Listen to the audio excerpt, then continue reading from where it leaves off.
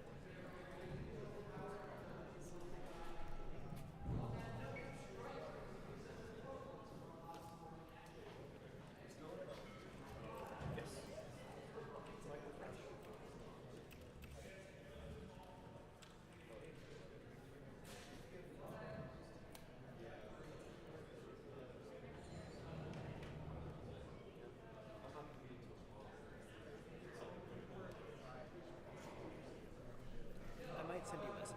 Okay, that's fine. That's great, actually. It's really handy.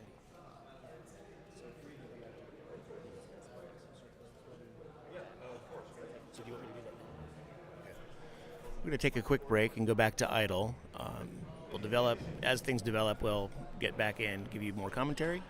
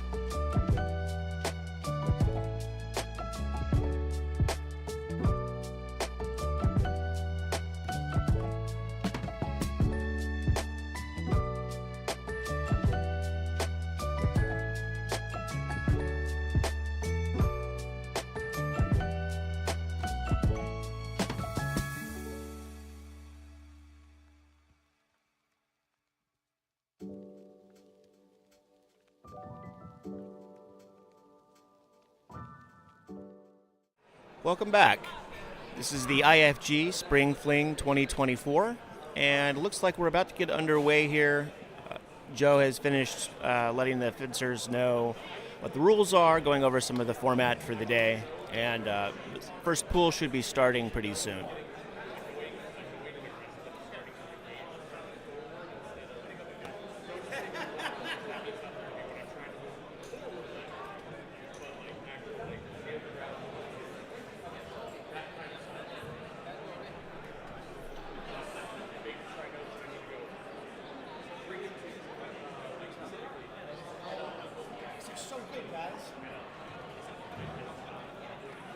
Coming in?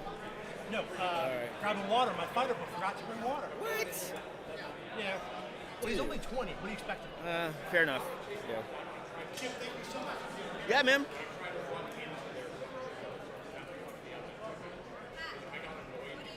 Let's see.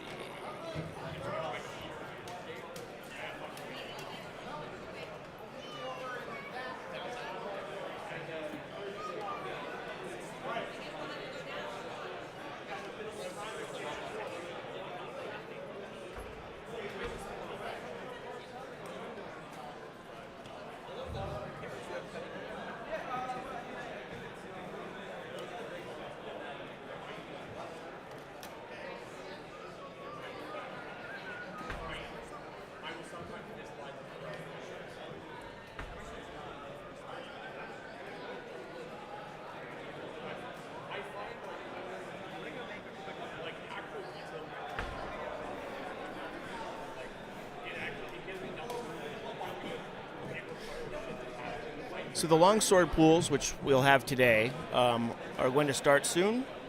Tomorrow we have sword and buckler and rapier.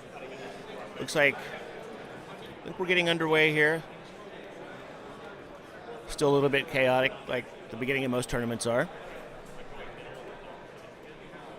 My name is Jem, and I will be one of the announcers for today and for tomorrow.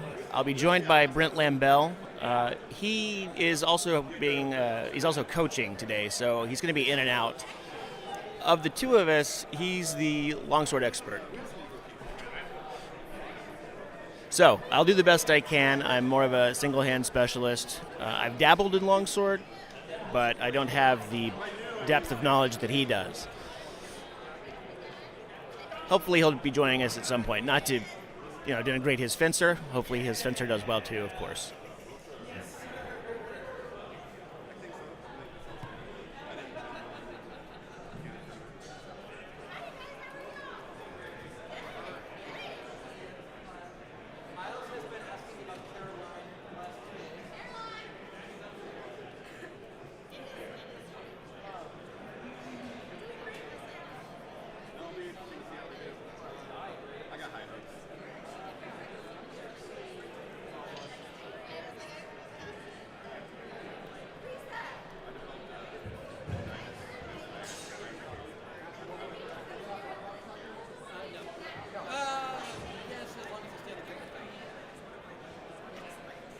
All right, I see judges. That's a good sign.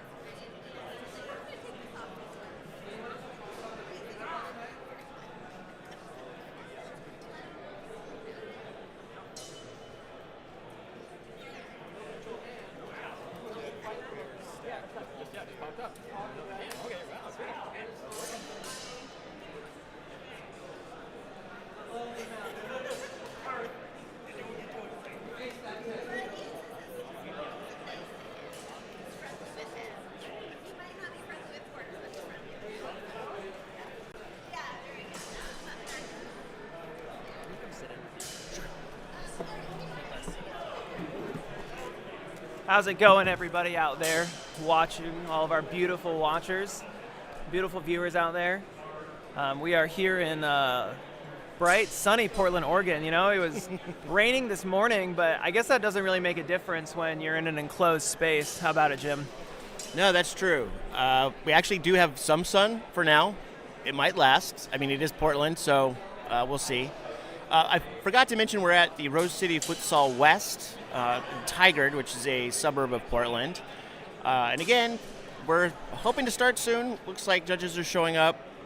I'm joined right at the moment by Philip, who's our lead for all things media and his people. Yeah, I'm really excited to be here today. It's shaping up to be a really exciting day. I think we've got some great fighters that we're going to see. Some really interesting mask art. That's actually one of my favorite parts of HEMA. You know, just seeing all the different ways that fighters express their, personality through the gear that they wear and through the swords that they choose to wield.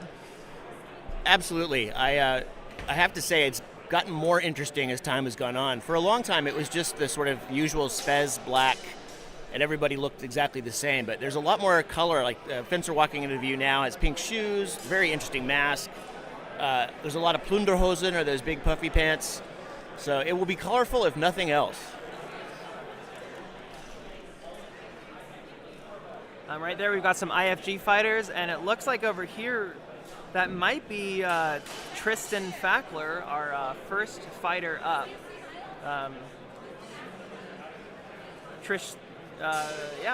Today we're going to be looking at Tristan and Christian as our openers.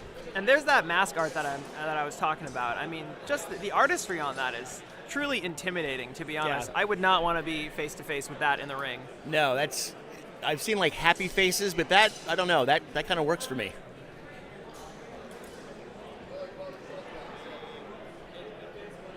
Tristan sporting the purple puffy pants. Honestly, one of my favorite of the kits that I have seen is those purple puffy pants. I really would love to get my hands on a set of those one day. They've got them in a lot of different colors now, too.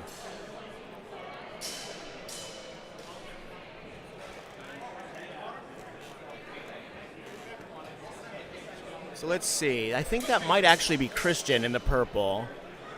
I don't see Tristan yet, but he is here. I did see him earlier.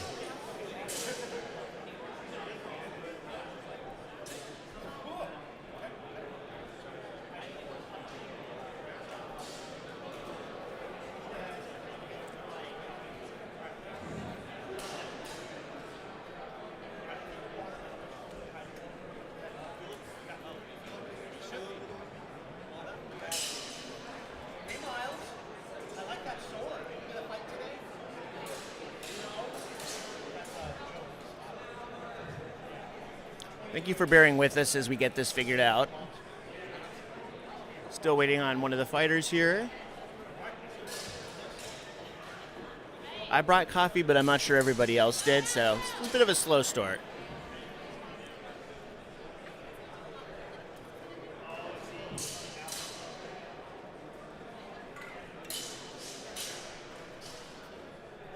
Oh, I'll write it down.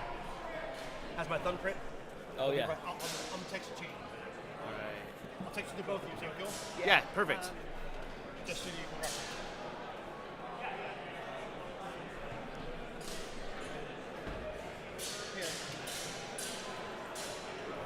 Oh, brilliant.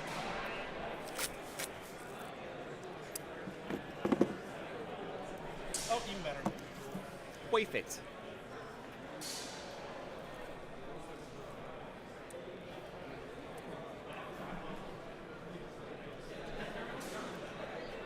Do not put this on the internet.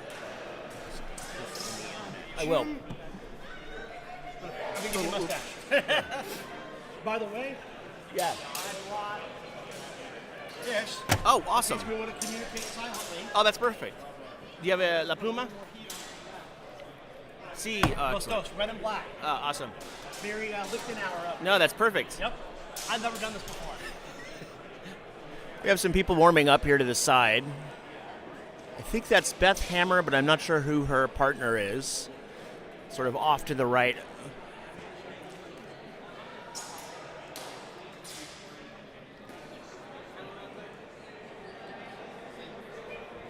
Okay, so Tristan is here. I think he's in the black, talking over there with Brent and one of the directors. Looks like they're briefing the judges and a few other fighters as well. I don't know if those are ringside coaches or support staff, but and here comes Christian. So now we have both fighters here. I got the fork. One more. Christian is wearing the brilliant purple pants and has that fascinating mask with the art on it. It's very well done. Tristan is wearing all black. You can see him just behind Brent. So right there in the beard and all black. It's Tristan Fackler. If I remember correctly, he's with Loyal Order of the Sword, but I'd have to check my notes for that.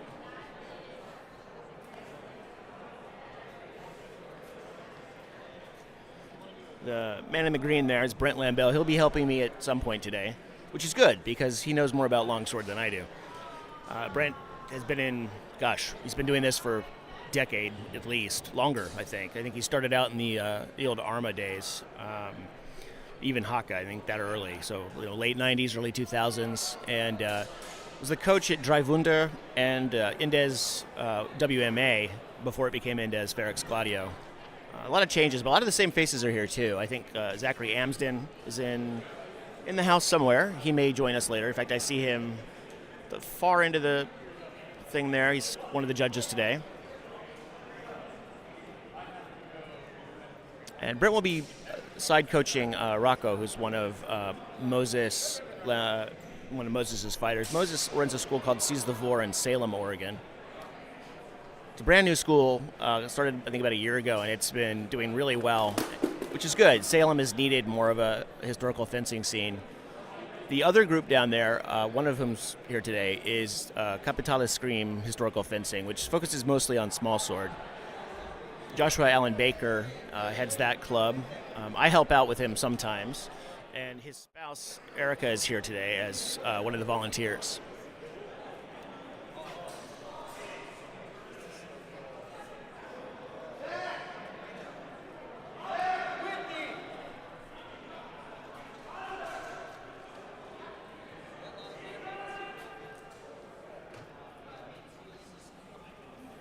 All right, I think we may be getting underway here soon. Joe is calling for attention. It's getting quiet. People are starting to exit the area, so it looks like Christian over here in the purple is going to be suiting up. Yes, but I got to give me a good. All right, this is exciting. I think we're getting underway.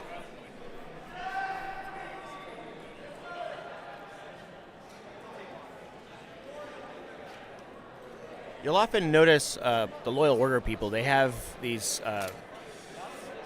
let's do this. They have cod pieces, which you don't see that often, but you do with them.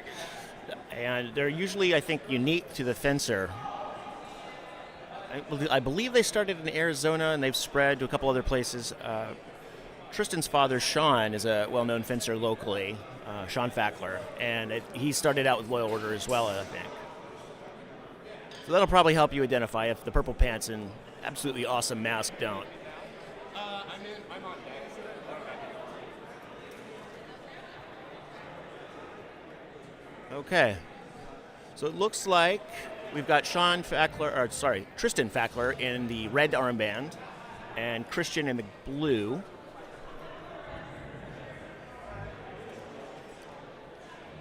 Oh, this is good.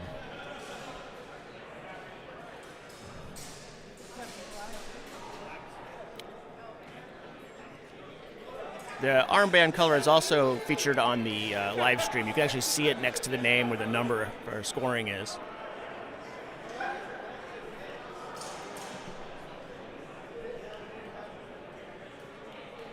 We have a few other fencers on deck, so I think we're ready to roll. Yep, judges are starting to take their places. The director looks like he's ready to start. They're just finishing Christian's armband. There will be some ambient noise, sort of unavoidable at a tournament. So some people are warming up, people are talking. But hopefully we'll be able to focus mostly on the noise right in front of me.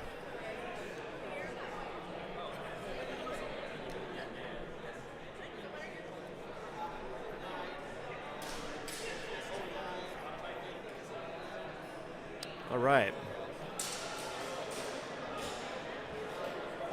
Again, this is the IFG Spring Fling 2024, and it looks like we're about ready to start. Judges are ready. They salute. Here we go.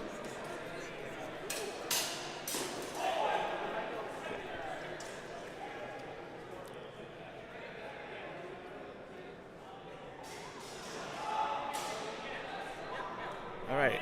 Looks like nothing was done. They're annulling the point. Very nice attack from my right. All right, it's the first double. And the director here is helping with the scoring. That's a pretty neat system. This will update both on our site as we go, and it helps them keep track of what's happening. Much better than paper.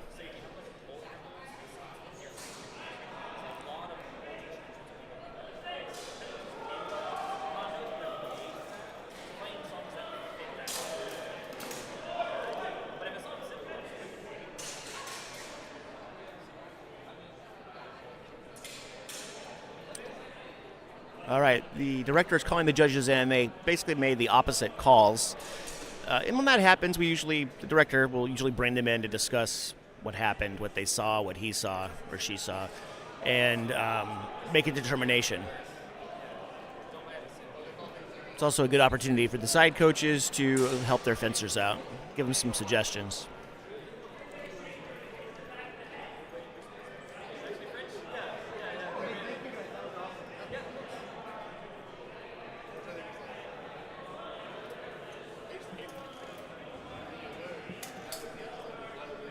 All right, we have a yellow card.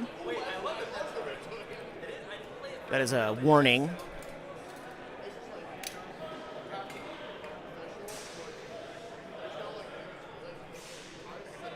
I believe it was for a shot to the back of the head. For obvious reasons, that's not something we want to do. It happens by accident sometimes. I don't think that was on purpose.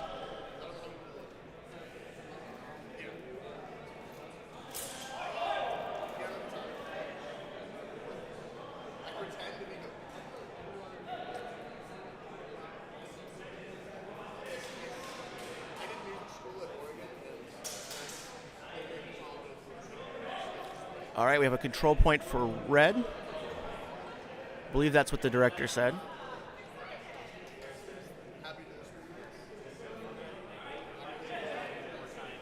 I don't see an update in the score, however.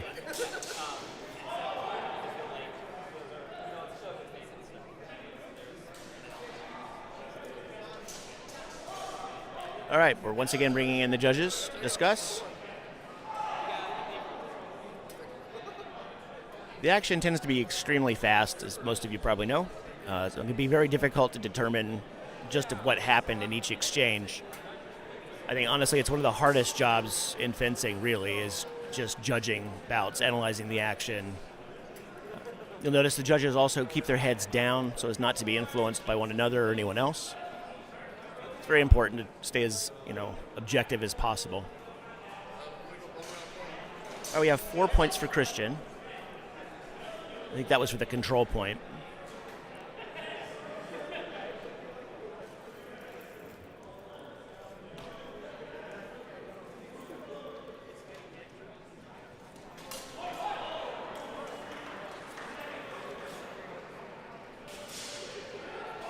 Okay, once again, it's bringing them in.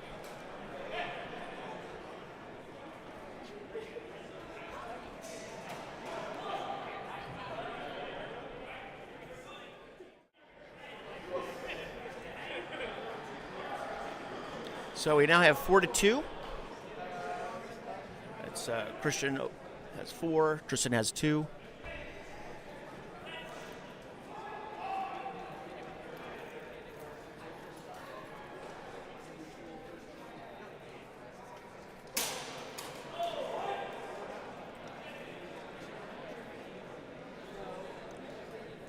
So the way that this goes, I believe the first to 9 is how this is working. First to 9 loses.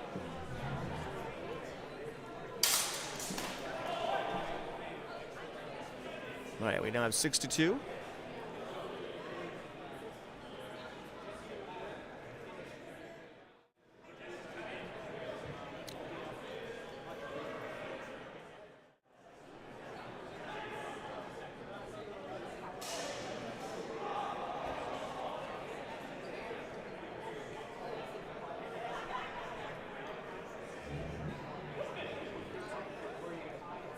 It's Tristan there, the red. It's difficult as a fencer awaiting the score for both of them.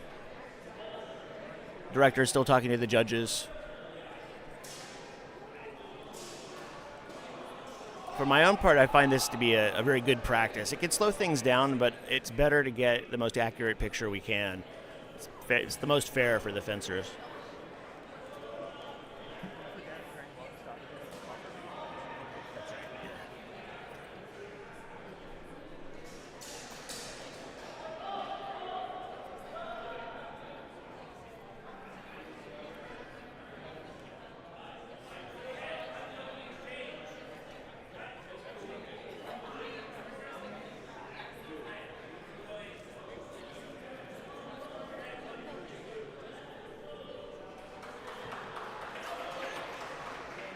All right, so they're now 7 for Christian, for Tristan. 2 more points could determine this one.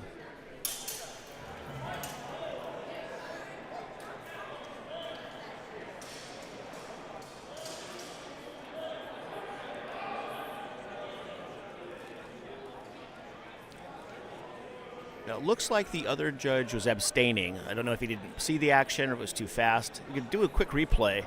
Maybe we can see what happened there. So, yeah, that was pretty fast. I'm not sure either.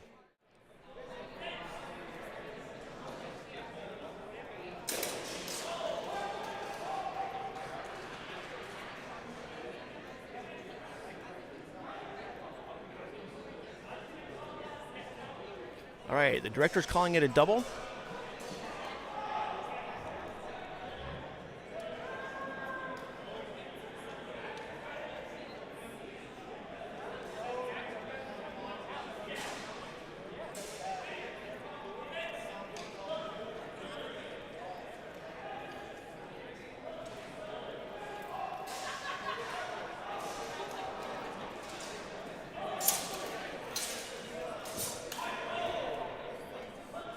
That was a nice exchange.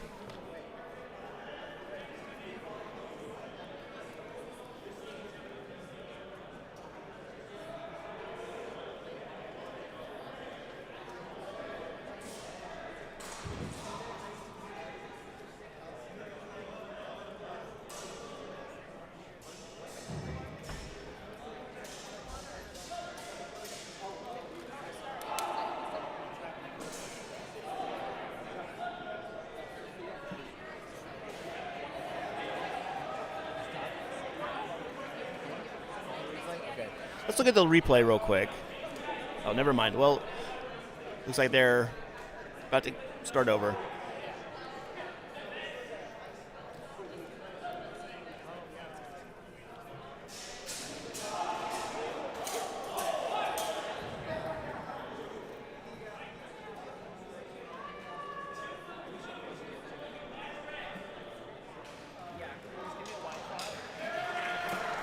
All right, so that is bout.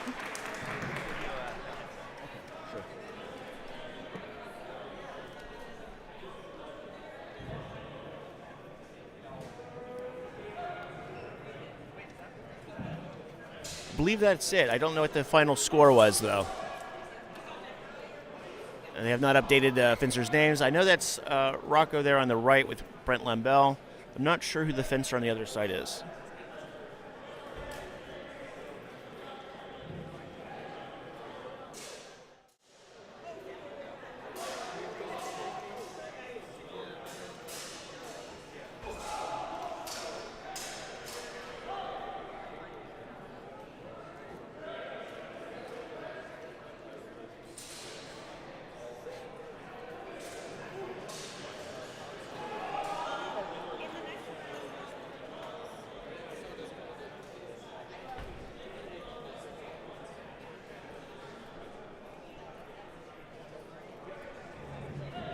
All right, we have Emerson and Rocco. I know Rocco is from Seize the Vor. I'm not sure where Emerson's from. Oh, he's from IFG. He's one of their locals. Just waiting on our officials.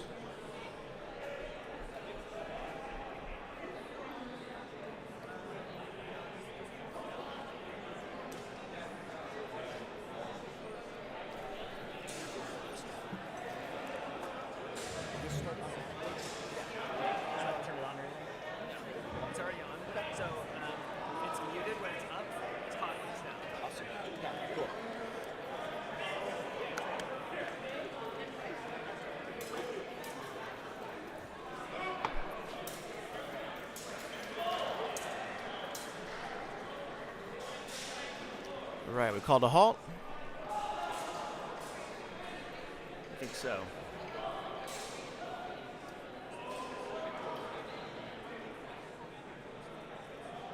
Not sure which direction he's going.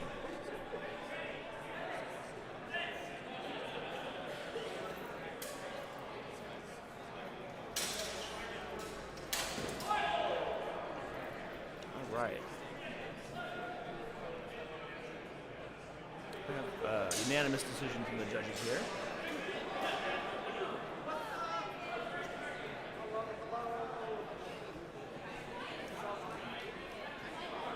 I believe it was a shot to the arm.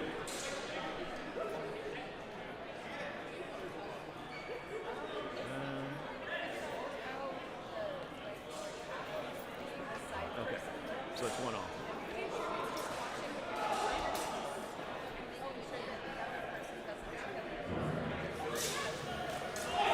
Very nice. Let's see that again. Let's see the instant replay on that one. That was nice. Very good distance management right there. They're both being pretty cagey. And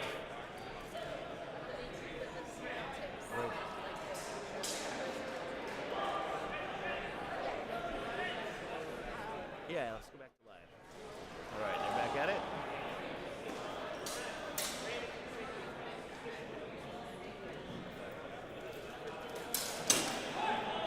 Looked like a parry to me, but I will see what the judges decide. It was to the back, and that was a yellow card last time.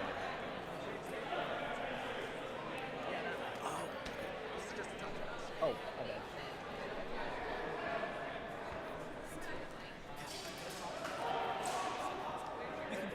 Okay, cool. All right. So it looks like it was a shot to the back of the head, which is a yellow card. It's 1-1.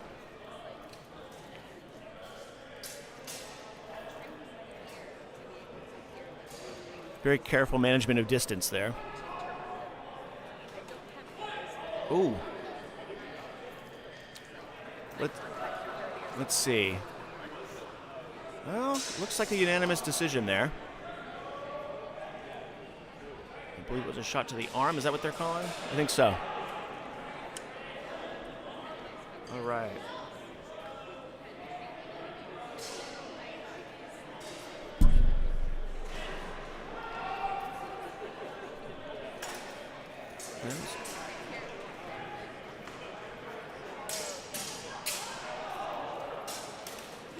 Ooh.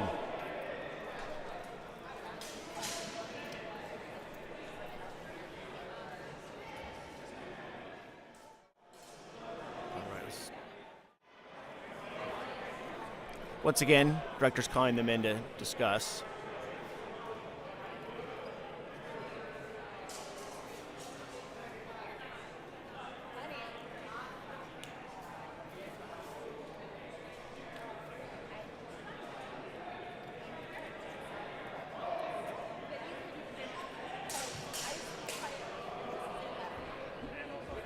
All right, there's a fair amount of discussion.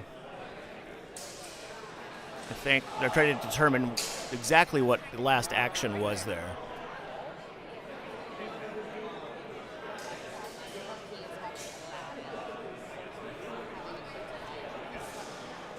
If you look at the instant replay real quick, we might be able to tell why.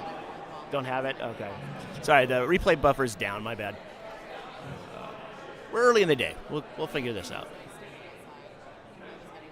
All right, so it looks like the director's talking to Brent and Rocco.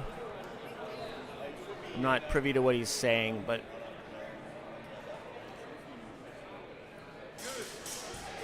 let's see. It's now, Emerson 2, Rocco 4.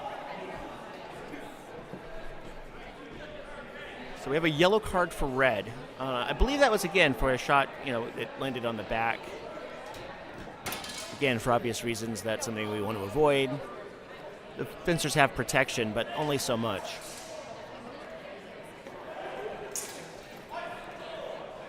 Looked like a shot to the hand, but we'll see what they say.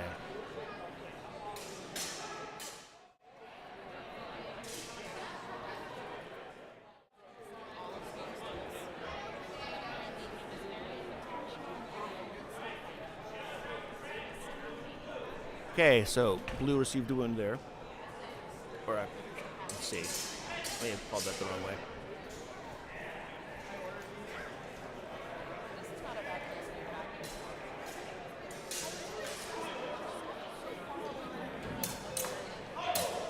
All right, I believe there was contact again on Rocco from Emerson.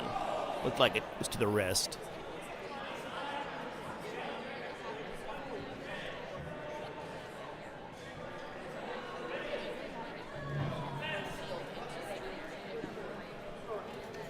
That's correct.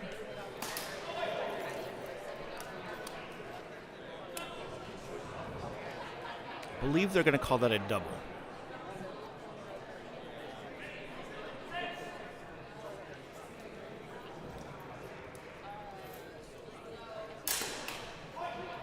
All right, I think it was a parry riposte from my right.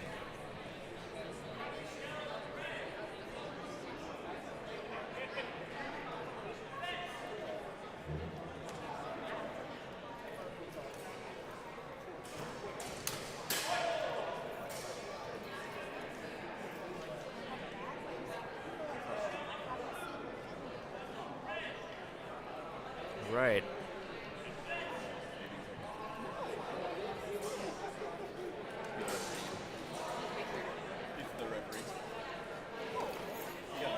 That looked like a pretty clean shot to the arm by Emerson.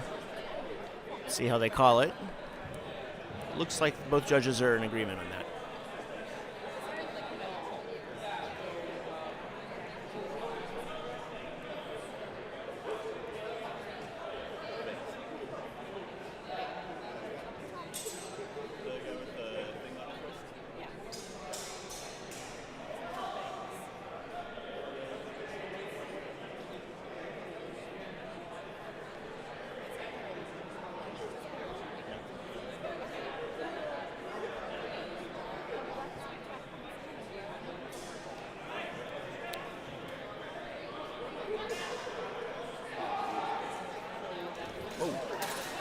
That was an interesting little hop. Not very dramatic.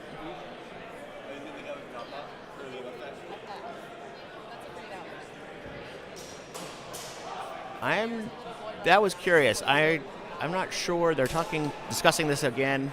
Pretty sure they're not discussing the hop, although that was pretty fascinating. It's not often you.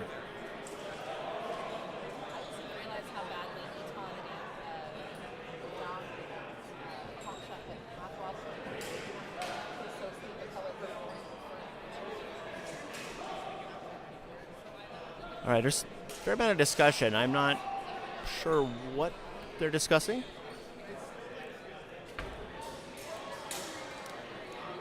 One of the things that's difficult about being at the table is you can't always see. I think the score is 8-3. 8 on Rocco and 3 on Emerson. Match for blue. All right. So that's the second match of the day here at the IFG Spring Fling 2024. It's being held at the Rose City Futsal West in Tigard, Oregon. About to have our third match in this pool.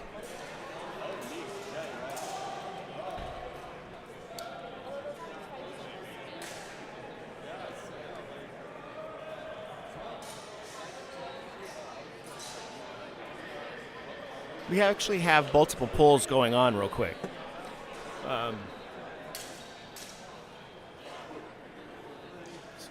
So I believe I think we have at least one or two other pools happening at the same time.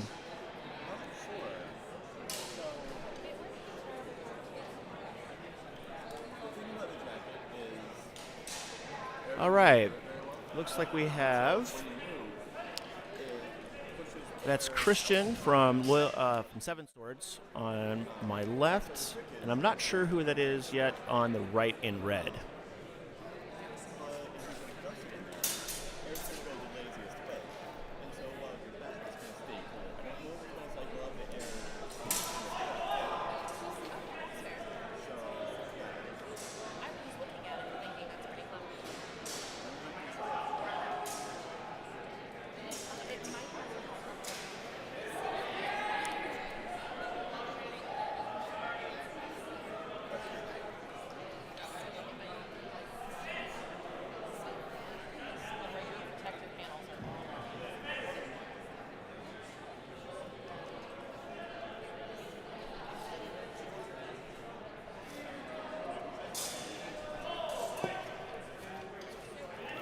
All right.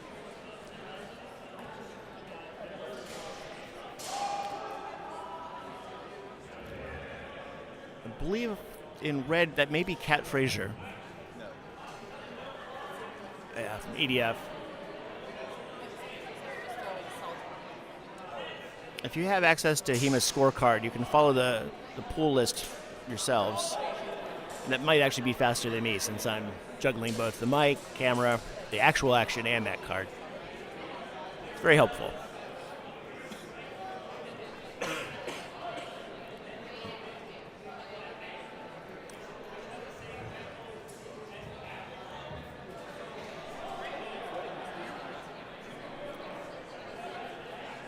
We're currently watching Pool 1.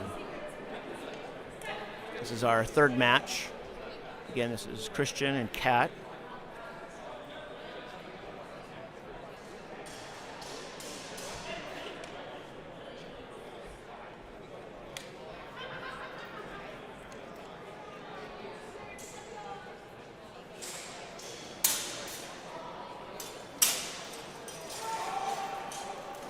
Ooh, very nice.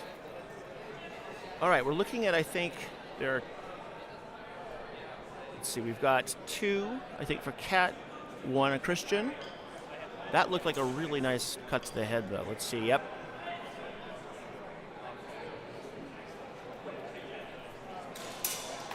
Oh, there's definitely a shot to the wrist there. I don't know how they're going to call it. Yeah, I think he's calling that within tempo. And then there's an afterblow. So let's see. I believe that's 3-4 now. Ooh.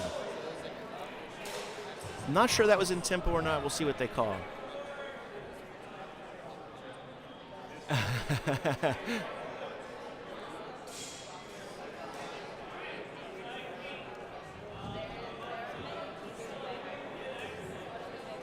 All right, another blue and an afterblow.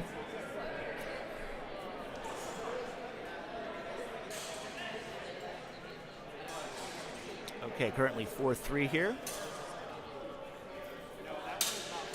Oh, so that was an attack, then a thrust to the chest. Oh.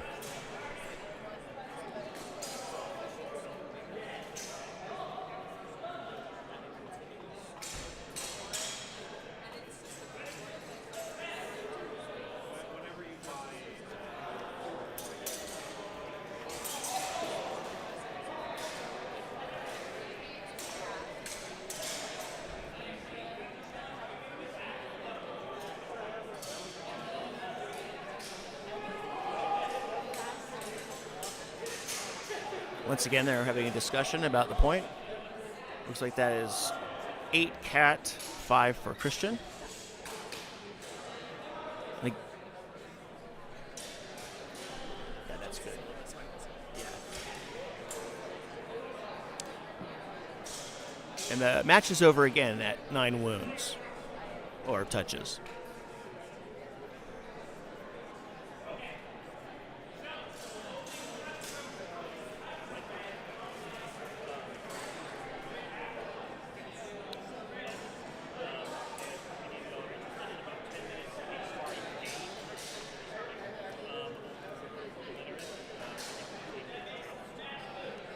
All right, that is match blue.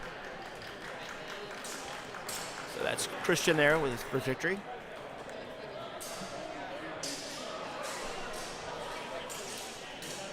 All right, I think we have Tristan Fackler up in red. And I believe he will be fencing against Emerson from IFG.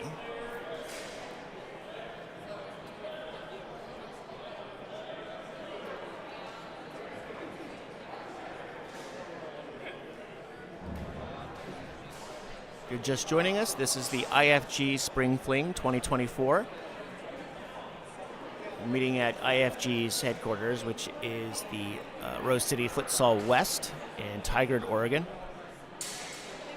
We're in our 4th match in this pool.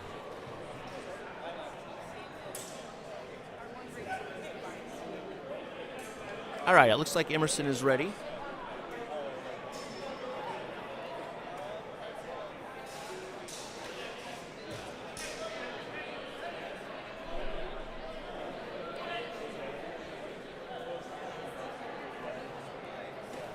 Ooh, looks like there was a shot to the arm by Tristan there.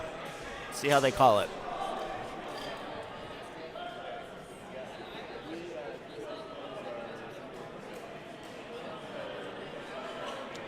Red fighter is Tristan Fackler, and our blue fighter is Emerson.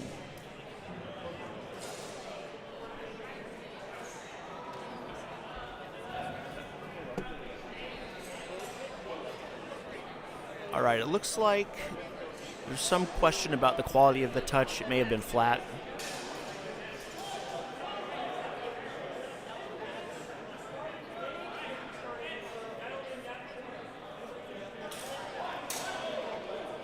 Let's see. All right, once again, director's calling the judges in to discuss.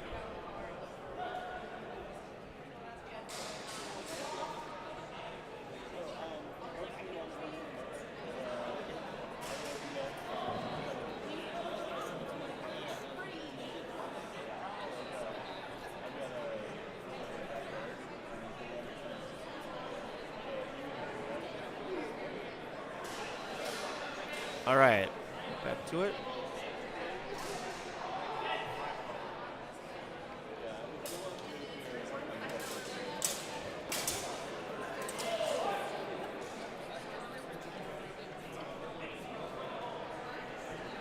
Director is asking if there was anything before the halt. It looks like their judges didn't see anything.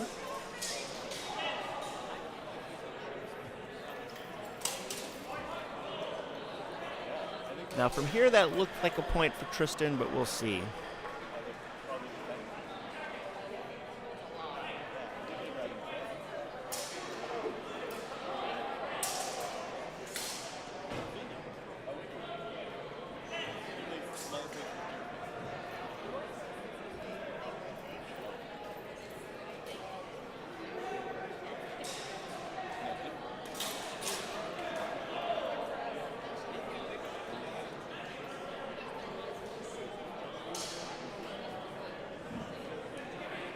All right.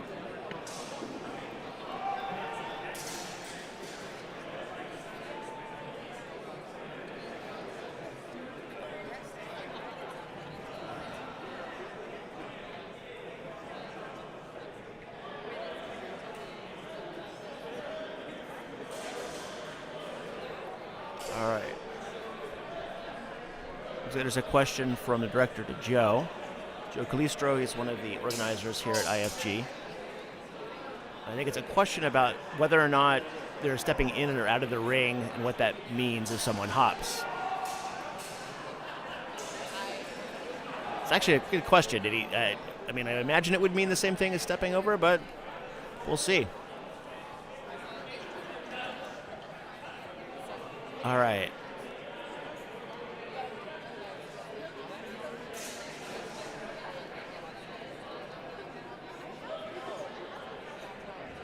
All right, they're calling that 2-2.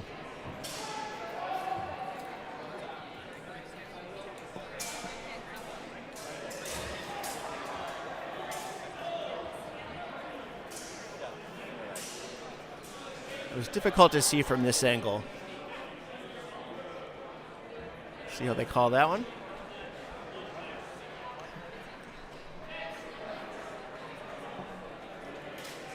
Ooh, that looked like a beautiful thrust. That may have been a control point. We'll see. One of the judges certainly thinks so.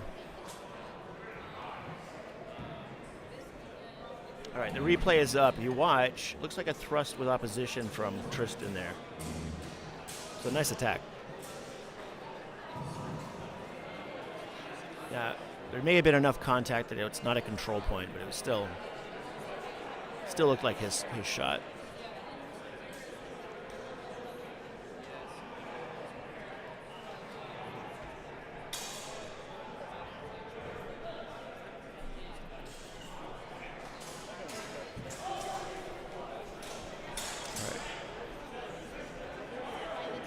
All right, so it looks like there was contact to the arm, but they're calling control.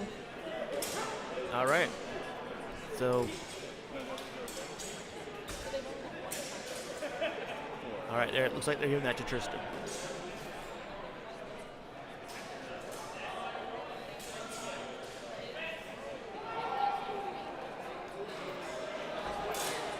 Oh, all right. Well, there's definitely contact. The back of the head protection got popped right off of his head. Yeah, let's see that replay. That must have gone right under the hood and just popped it.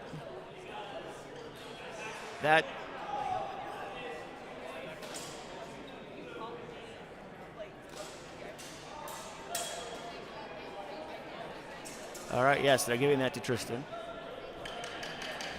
All right, that is match. Winner is red. That would be Emerson from IFG. Tristan fights for Loyal Order, I believe. Next up, we have Kat and I believe Rocco. Rocco is from Seize the Vor, and Kat is from EGF.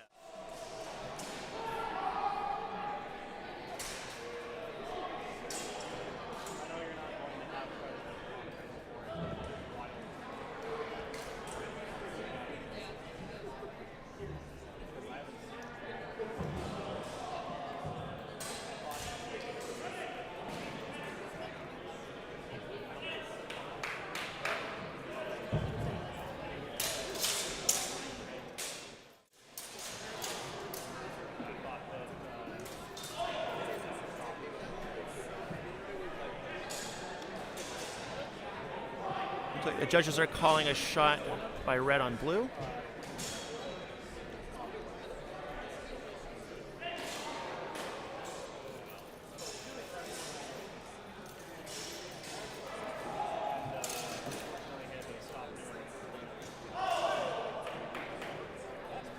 That was dramatic. I'm not really sure what they were going to call for that one. So one of our judges is calling control point for Cat. Control points, by the way, mean that there was absolutely no chance that the other person, that one of the fencers was touched. So that means that Cat would not have been hit.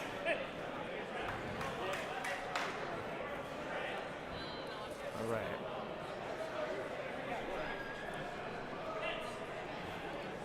All right. Yeah. So that.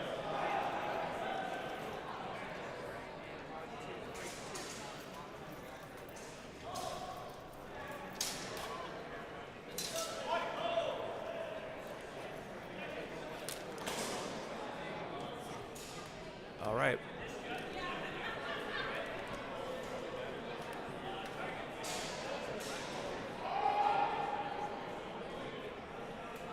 Okay.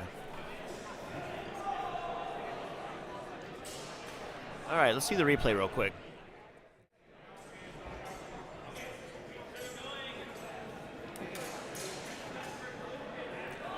So they're calling that there's definitely an afterblow. There's some discussion with Cat. I'm not sure about what, but there's 1 point blue.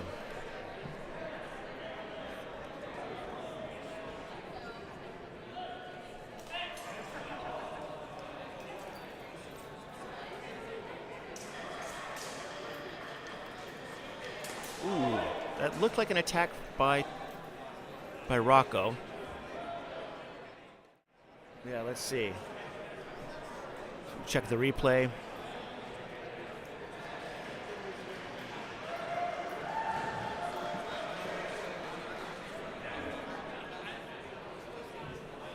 Keeping pretty good distance there. And then there is, yeah, it looks like a straight shot.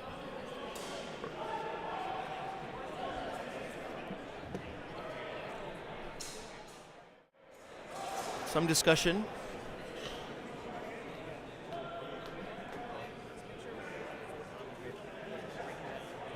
Sure. As best I can. Yeah.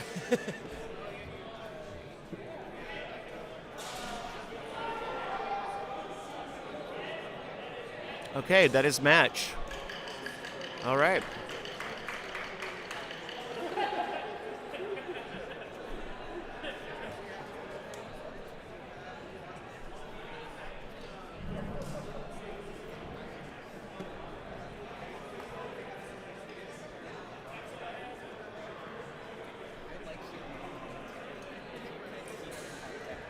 Okay. All right. Sure. Okay, I'll do that. Yeah, no problem, Amanda. Just wants me to give the commentary again, too.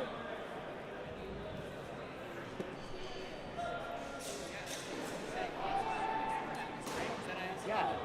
Okay, cool. So, just so the camera, everyone on camera knows, like, I don't know Longsword super well, so I'm calling this as best I can. But some of the actual techniques, I only know some of the names. So until Brent's here, it's going to be a little bit more general, but I'll do the best I can.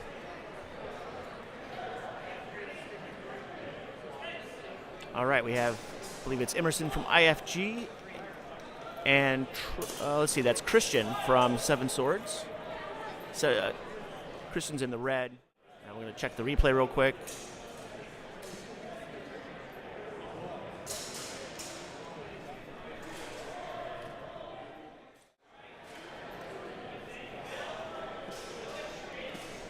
Looks like they're calling no exchange.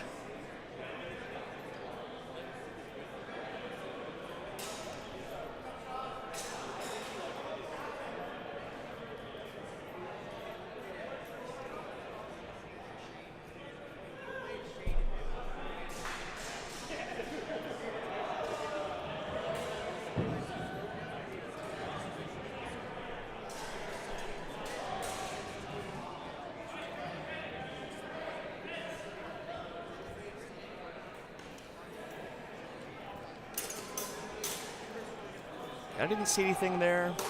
Looks like there was a middle held to the arms. Call that a mezzano in Italian.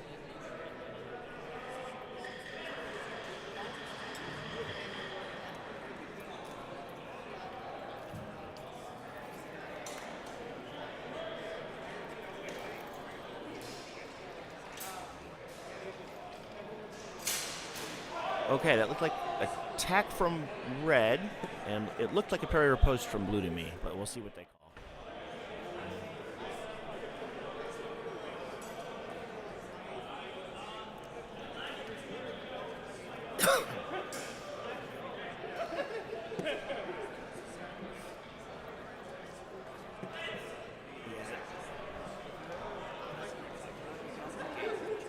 Oh, okay, cool.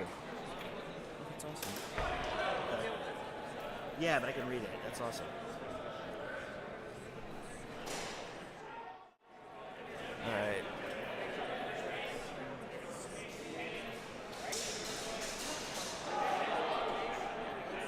All right, we've got 1-1. Emerson and Christian. Christian's in the red. Emerson's in the blue kaftan.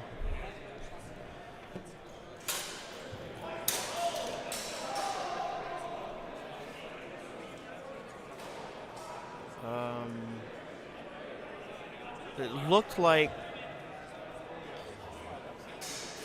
yeah, that was.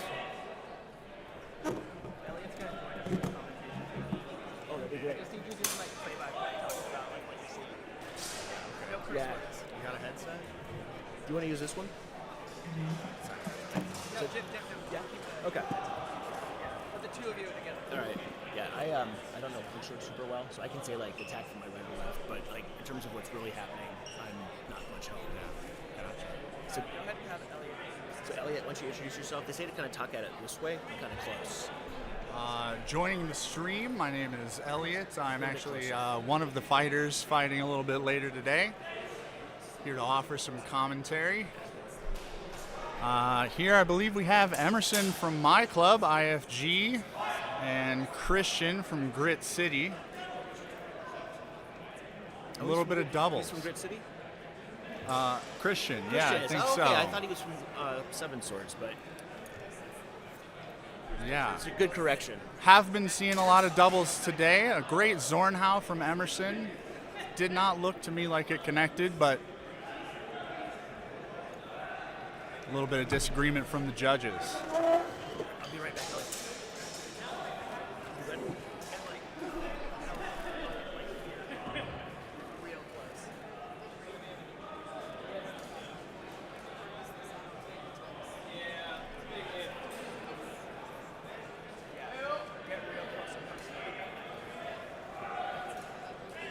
All right, a washed exchange, and they come back in. We see a sort of Meyer style of switching guards from Christian. Little probing thrust, and in we have, yeah, absolutely. Let's see a replay of that. We had a little bit of confusion. So looks like an attempted controlled thrust from Christian, but an afterblow to the head from Emerson. So the protection failed. That will still be a thrust. Beautiful work from both fencers. So we have Emerson coming in with a low guard. Christian coming in with the posta di donna, the ladies guard, as they say. Holding high and back. No quality on the exchange.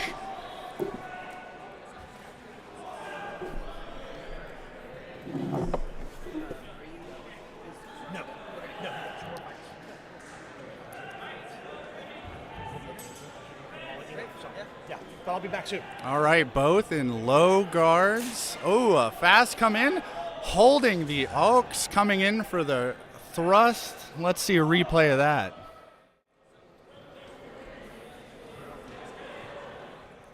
Just kidding. Looks like we missed it. That looked to me like a thrust with an afterblow to the body. Excellent work from Emerson, coming in with that high Oaks walk-in thrust, a technique that I very much like. Very confusing. Often throws the other fighter off guard a lot.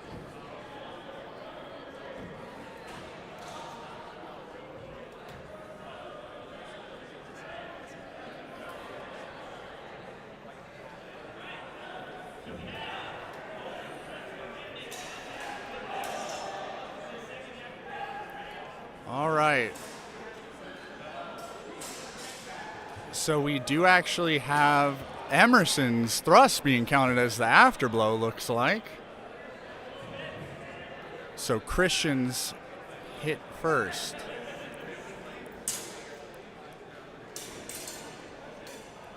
Some light parries and probing attacks. Backing up into a low guard. Ooh, and an Unterswerk, but looks like we got the hit to the head. We might see a replay here. Yeah, so it looks to me like we have a couple of missed swings, both backing up into a low guard. And then here we see a feint into double Unterswerk. I would call that a double, honestly.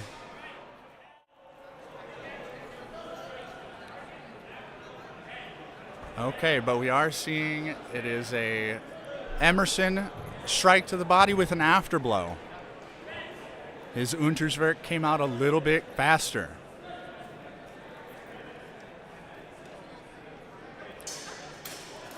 Oh, okay. I saw a hit to the hands. Very interesting high guard from Christian there.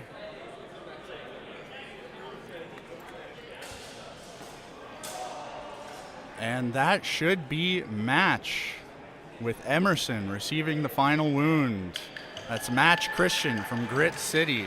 Excellent work.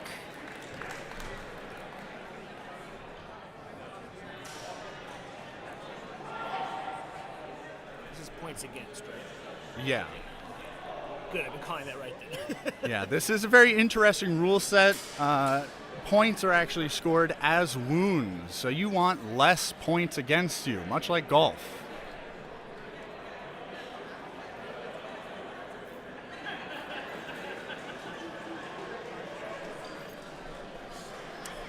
And can we pull up who we have next?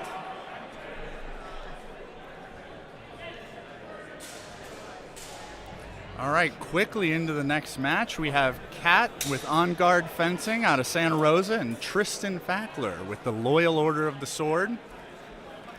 A very brief exchange.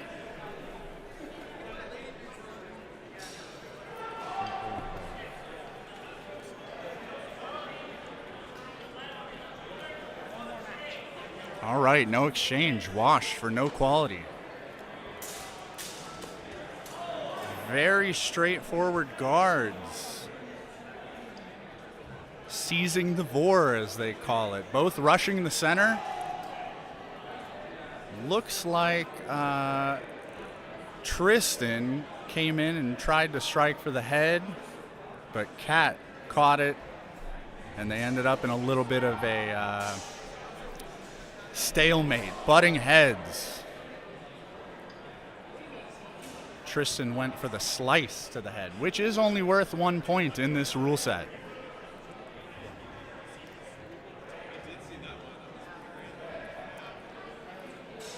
Sort of interesting quirk of the Loyal Order of the Sword. I don't know if you can see it on the camera, but Tristan does have that cod piece.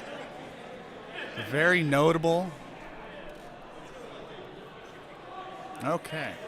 If I recall correctly, Elliot, those are individual per fencer, right? Is that correct? That is correct. They are mostly custom made, and a beautiful counter thrust from Tristan. That looked to me like a thrust with control, but we have some disagreement from one of our judges, Will, and we'll see a replay here. Both of these fencers look to be coming in trying to seize the center of the ring, something that Joe, the Duchess from our club, really encourages, and that is in fact a controlled thrust from Kat. Wow. And a lead of 6 means a win for Kat from On Guard Fencing. Beautiful work.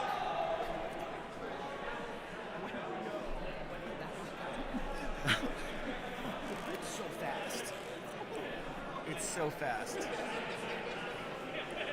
Yeah, so that is one of the quirks of this rule set. Since you win with a lead of 6, all you have to hit is 1 deep target and 1 controlled thrust, and the bout can be over. Elliot, you're awesome at this, by the way. Brent should have asked you.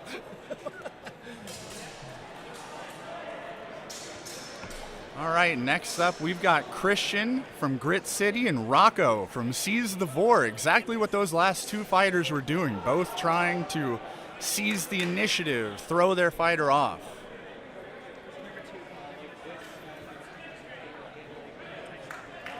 Can we get the program back up?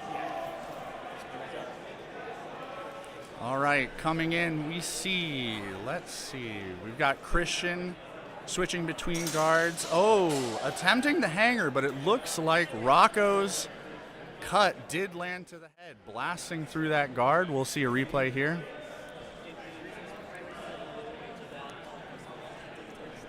Looks like we're not quite getting the replays.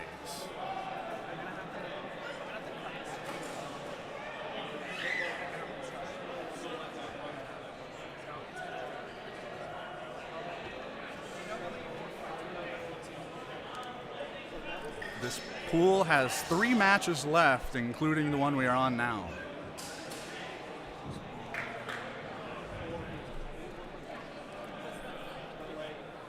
All right, so looks like we did have a cut from Rocco with an afterblow from Christian. A high vom tog from Christian. Tried to wind out of that thrust.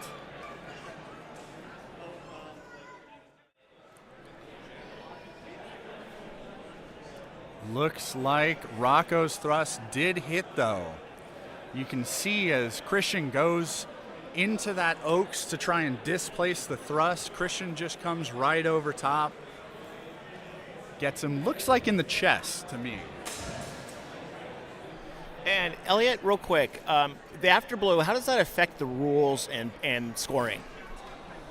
So it's actually, in my opinion, a great afterblow rule set. So effectively, any hit that comes 1 tempo after the main action counts as 1 wound against the fencer. So since the hits are scored, shallow targets are 1 point, deep targets are 2 points. So if you hit a shallow target and your opponent afterblows you, you each receive 1 wound, effectively a wash. The emphasis being on taking safe attacks, defending yourself. Thank you. I know the both fencers ideally are trying not to get hit, but the reality is that sometimes both fencers have a great idea and they finish the execution of that action. So we do see them. Beautiful. So in that last bout, we did see Rocco Jones with a controlled thrust against Christian. Really coming over top, and we have an additional 2 points for Christian. Oh, no, 1 point. Sorry, looks like he got a shallow target there. Both are sitting in that vom tog. Interesting, Christian sitting in the left side vom tog. Oh, couldn't tell quite what happened there, but it looks like Christian was trying to throw a Zverkow to the head. Not sure if that connected. Looks like the judges believed that it was parried and responded to in kind.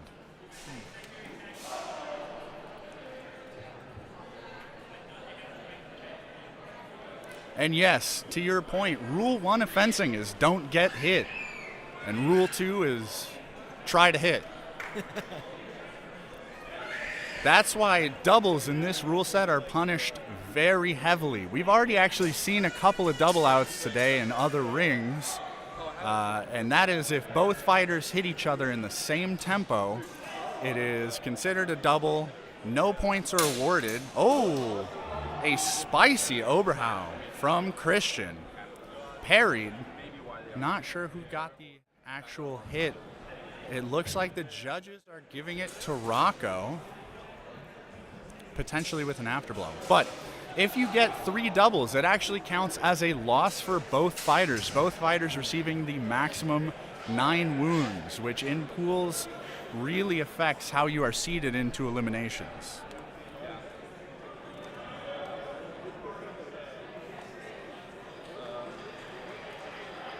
some deliberation from the judges. In this ring, we actually have Anthony Buonomo as the director, coming from Austin for this event. I believe he'll be competing in Sword and Buckler tomorrow. You can catch some work of his on the YouTube channel The Modern Rogue. And we do see Christian taking the last wound for the loss. Excellent fencing again from both fighters. We're seeing a lot of very aggressive fighting today. A lot of people really trying to claim the center, fight quickly. Obviously, there is some emphasis in this rule set on timing. There's a 5-minute time limit to encourage fencers not to sit back and counter fence too much. A very polite entrance from Kat. Oh. Quick action. All right, looks like a shallow hit from Emerson. 1 wound for Kat. Oh, an attempt? Okay, there we have a pommel. So it looks like Kat went in for a thrust. Emerson effectively winded out of it, attempted his own counter thrust, didn't quite hit it, but did manage to close into the grappling distance where he could stuff Kat's sword and go for that pommel. Of course, only worth 1 point unless he had control of her blade. It's also nice to see a pommel strike that's not overdone. That was effectively made without, with plenty of emphasis, and it didn't ring Kat's bell. Absolutely. Pommel hits are a very dangerous technique, especially, these masks are made to deflect the blade. The pommel is a bludgeoning weapon. It sucks to get hit with, if we're being honest. I do see a comment from Super HR Net that I kind of agree with. I thought Emerson's thrust landed, actually, but the judges didn't quite see it.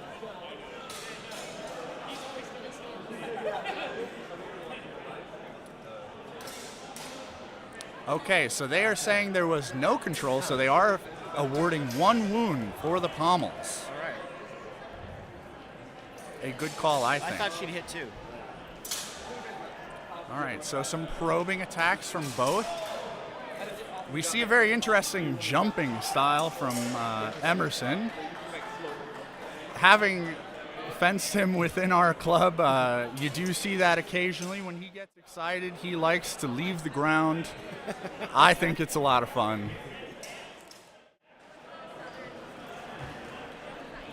So 1 wound each for a shallow target with afterblow.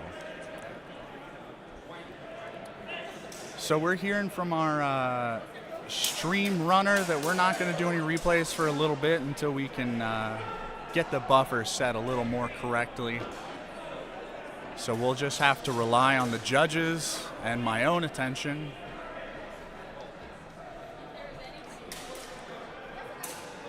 Another Oaks thrust running in from Emerson. He does love that technique.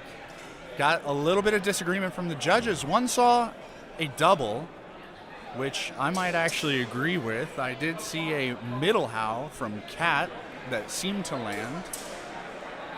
But Will, who I believe is coming to us from Lonin to help judge, saw otherwise.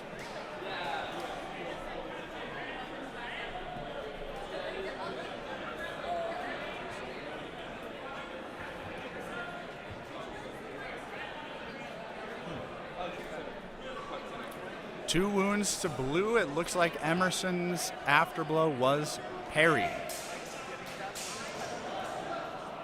Emerson sitting in the Vom Tag. We see Kat in a lower guard. Oh. A lot of feints from Emerson, not drawing out the response that he wanted. Kat beautifully holding her ground, getting the hit. Another beautiful Oaks run-in thrust, and you can see there the point of it, where he holds his blade up high and deflects those Oberhaus coming in from the right side. And for most fighters, the dominant side.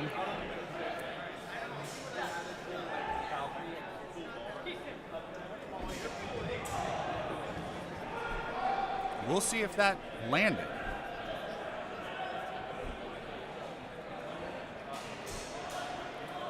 I agree with Super HR Net. Will is an excellent fencer, a lot of fun to fight, and actually a very competent wrestler and judoka. Okay, looks like Emerson actually took the hit there. They did not see his thrust land.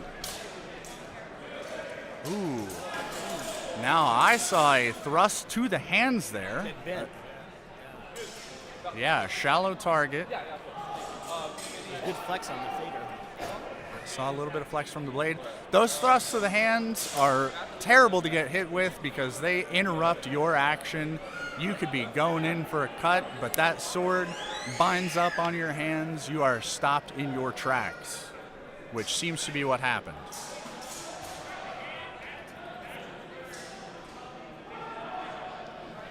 Oh, they're okay. They said the afterblow had no quality, so they awarded Emerson 1 wound.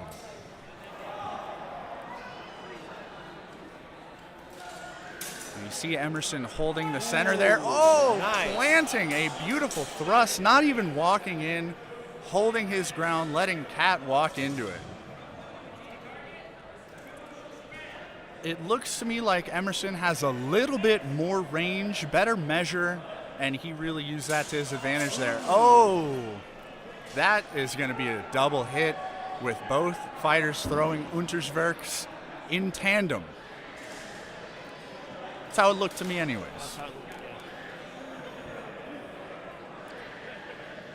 But that is the kind of action that is really discouraged in this rule set, both throwing attacks at the same time. Now, they do allow 3. If you get 2, you know, it's not...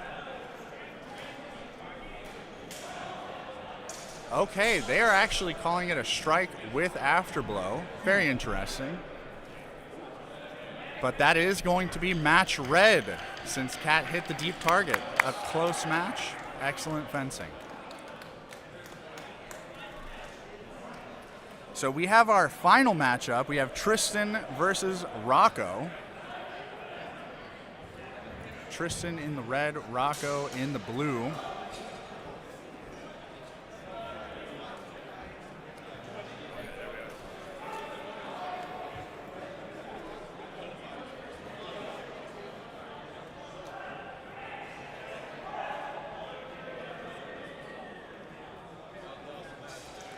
Now, you know, it is interesting when we see a call from the commentators that gets disagreed with by the judges. Obviously, judging is an incredibly hard job. Everything happens very quickly.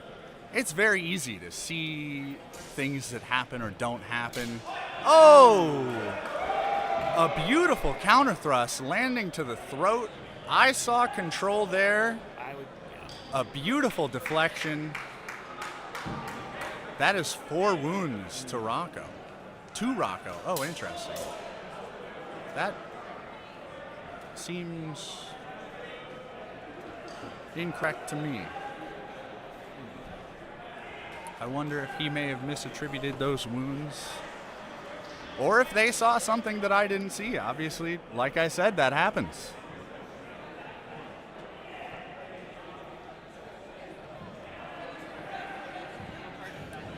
Looks like we had a shot to the back of the head, a unallowed target. Any shots to the back of the head, the back of the body, those are invalid targets. They are actually not scored, and they will be given a yellow card for this action.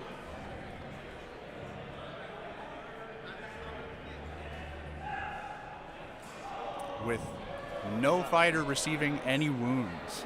Safety is very important. The back of the head is one of the least protected parts with the gear that we wear. Oh, looks like we had attempted simultaneous counter thrusts and simultaneous cuts around. And blue landed the cut to the arm with an afterblow, so that'll be 1 wound each.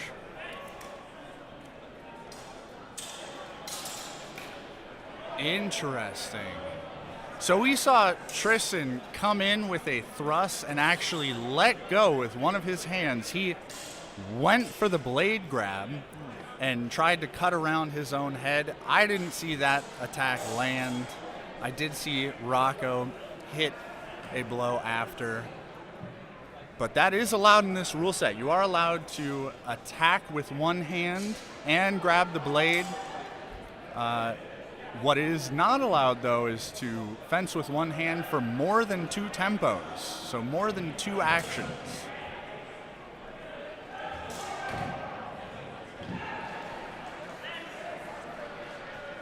Both fighters coming. Oh! That looked like a beautifully placed thrust to the body with an afterblow. Looks like they're calling it. Neither fighter was protecting themselves on that action.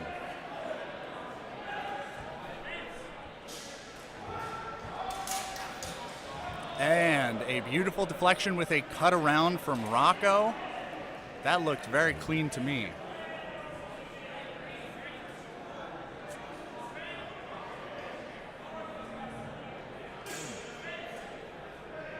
Match moving quickly. Switching between a... Oh, that was another shot to the back. I believe that's a red card, and that... Let's see. That will be a forfeiture of the match if he receives a red card. That was a very spicy shot that appeared to hit the spine.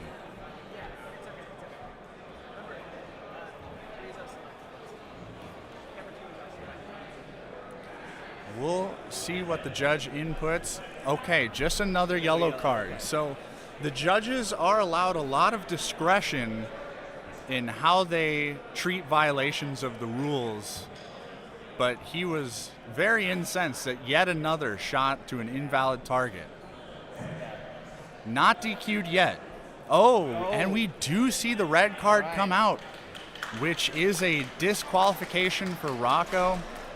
Obviously, hits to the back do happen when one fencer moves past the other and you cut around with no peripheral vision in those masks. Sometimes attacks will land to the back unintentionally. However, that was particularly spicy, I thought, and he had already received the yellow card, so Anthony said, no more. That is a no-go. Rocco being a good sport, though. Yeah, I think that's honestly the safest thing to do. As Elliot said, the back of the head, the back of the back itself, they're not well protected. So, 2 shots like that, it's tough. And there've been a couple of those today. So they have to be penalized. If they're not, it's just too easy. I mean, even when they're an accident, it just encourages the fencers to be more careful. Yeah, I absolutely agree. And you see, I think, a great director here who's saying, I saw it once, I saw it twice, even worse. That's it. We're setting the precedent, the example here. We're not going to allow unsafe fencing at this tournament. We're going to protect our fighters. That is the last match of this pool, so we're going to go off air for a moment to try and fix the replays, if I understand correctly.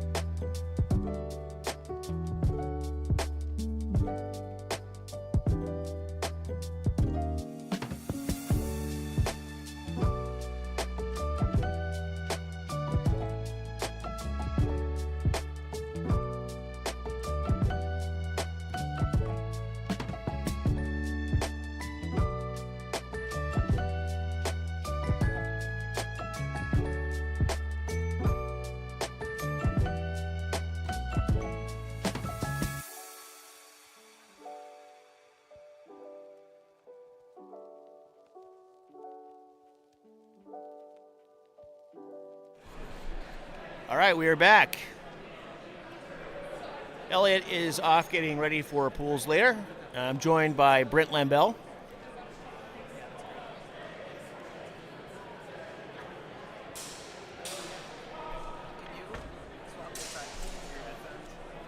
Again, this is the IFG Spring Fling 2024 held at Rose City Futsal West in Tigard, Oregon.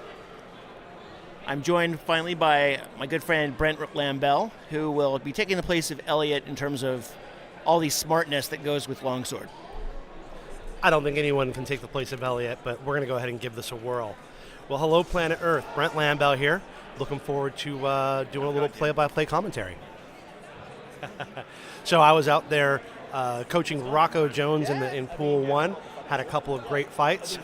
Got to watch Anthony direct these pits a little bit. He runs a very, very tight ship. But again, I'm a big believer that the director's job is to ensure safety. So I think he's doing a bang-up job. Hope everyone enjoyed those fights. A lot of action. Looking forward to a lot more. So we are in pool. Is this pool 2 now then, right? We are in pool 6. Thank you. For those who don't know, I've only done this for about, you've heard my first 3 minutes of experience of this. Thank you as we learn this together. But I heard pool 1 went really well from this side of things. I'll see if I can fill Elliot's shoes. So in pool 6, we're going to have a handful of people here. I'm going to go ahead and give the names a whirl. I'm going to mess up plenty of them, and everyone's going to forgive me because I'm such a nice guy. We have a Frank Torkel. We have Justin Hsieh. Noah Jaeger. Ryan Kolick. And Christian. Nope, that was the other one. That's not pool 6. There we are. And Cameron Blair. So we got 5 fighters out here looking for glory. Let's see who we got first. All right, and for those of you who don't know, in the center of the ring there is Anthony Bonomo. He is, I believe, the founder and head of Weird Martial Arts out Western European. No, he runs Weird. Weird is his tournament. He runs the Austin Combat Guild. I apologize. I'm sure I got that wrong, and he can correct me later over a beer. He has a YouTube handle, too. It's like... Yeah. So many of us have so many names here. But Anthony Bonomo, an experienced, savvy fighter. I've known him for a long time. Good guy to be in the center there.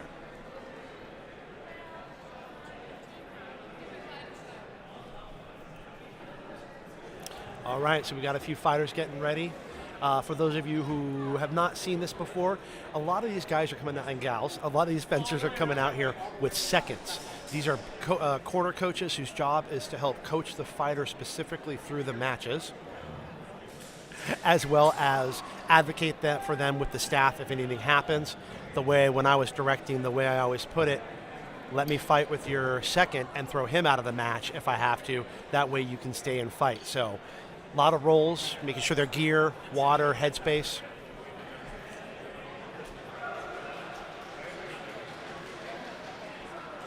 All right, I feel like we're getting close to our first match here. Sadly, I do not know. Oh, hold on, nope. Keeps on moving. We can figure out who this is. I believe this is going to be Frank Torkel in red. Oh, there it is. I love it. Frank Torkel out of Masterless Fencing here in Portland, Oregon, and Justin Hsieh, unaffiliated. Let's get some action.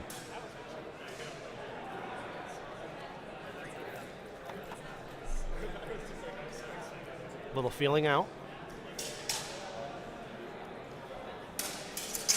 Ooh, that was some action.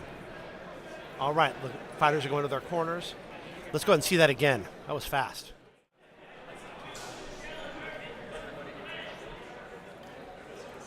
Looks like we got 1 wound for red.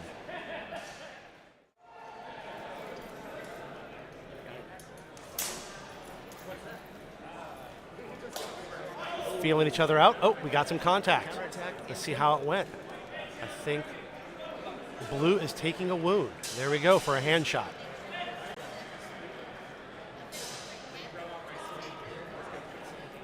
Feeling each other out in a cutting guard.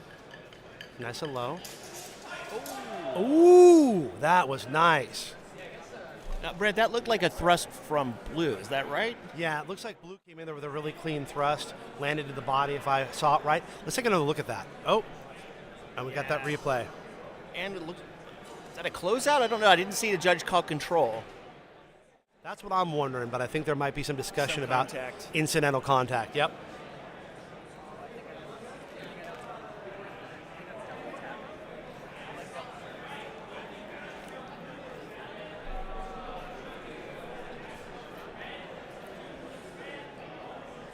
2 wounds red, 1 wound blue. Looks like there was a little bit of contact by both fighters. They're going to sharpen it up, fight clean. Here we go. Ooh! Ah, nice thrust by Frank Torkel. We got red coming in. It looks like Justin has a GoPro on his chest. That's impressive, and I hope it's not too expensive. That's prime target area. I want to see the photography from that later, especially on that last thrust. Here we go. Feeling each other out. Ooh. Oh! Nice high thrust. I think I saw a shot to the body. Yeah. I want to see that again.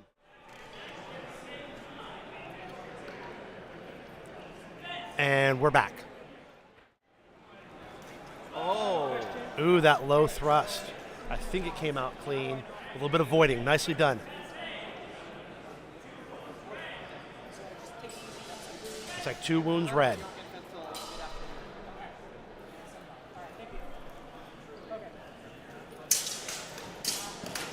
Ooh, nice exchange. We saw some thrust displaced, caught in a cutting range, and exchanged some Zverkow. Lots of action. We're judging after blows and initial contacts.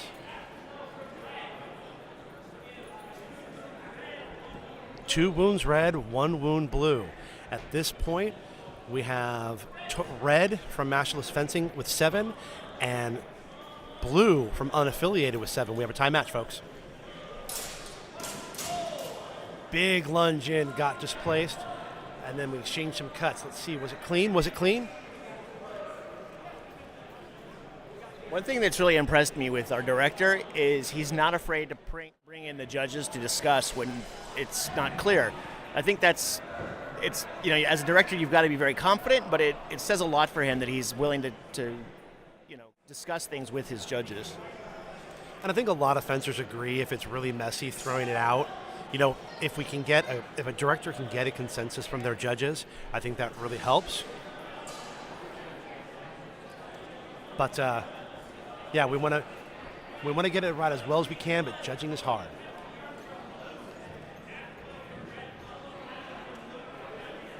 We have afterblows. 2 wounds red, 1 wound blue. I believe that's going to get us to match red. Match blue. Match blue. All right, thanks for your patience with that, folks. I am learning the wound negative point. As one of the directors here said, it's like golf. Lowest score wins. But for those of you who know me, I'm no fan of golf, so I'm going to go ahead and mock it relentlessly. Okay, we got our second fight coming up here. Looks like we have Noah Jaeger in red from Unaffiliated and Ryan Kolick in blue from Seven Swords Academy up in Tacoma. Seven Swords Academy led by Ken Diedeker last I heard. I haven't seen him here yet, but I'm hoping that he will rear his head and say hello to me. I wouldn't blame him if he doesn't, but, if he plays his cards right, he might get a beer here at lunch. I already owe Jim about 12 for doing this.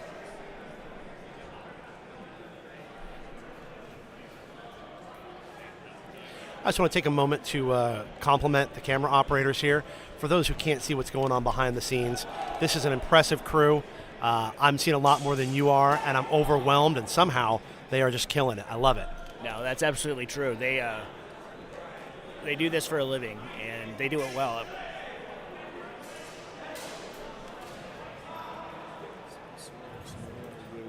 All right, we got some chatter in the comments there.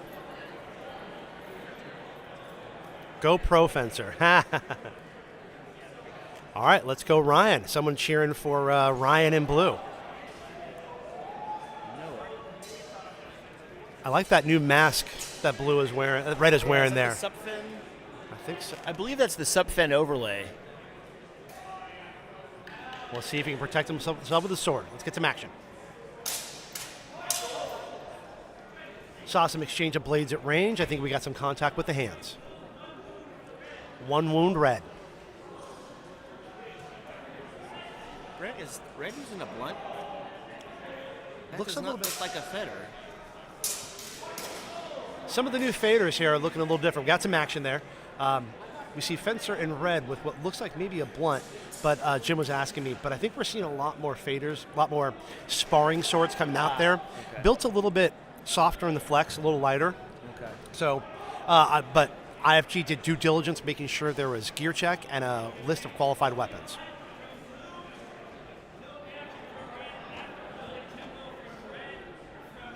We got some action.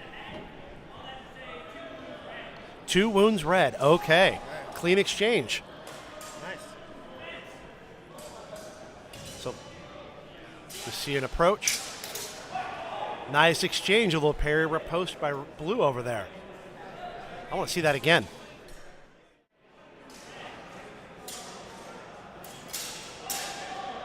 All right. Nice and slow.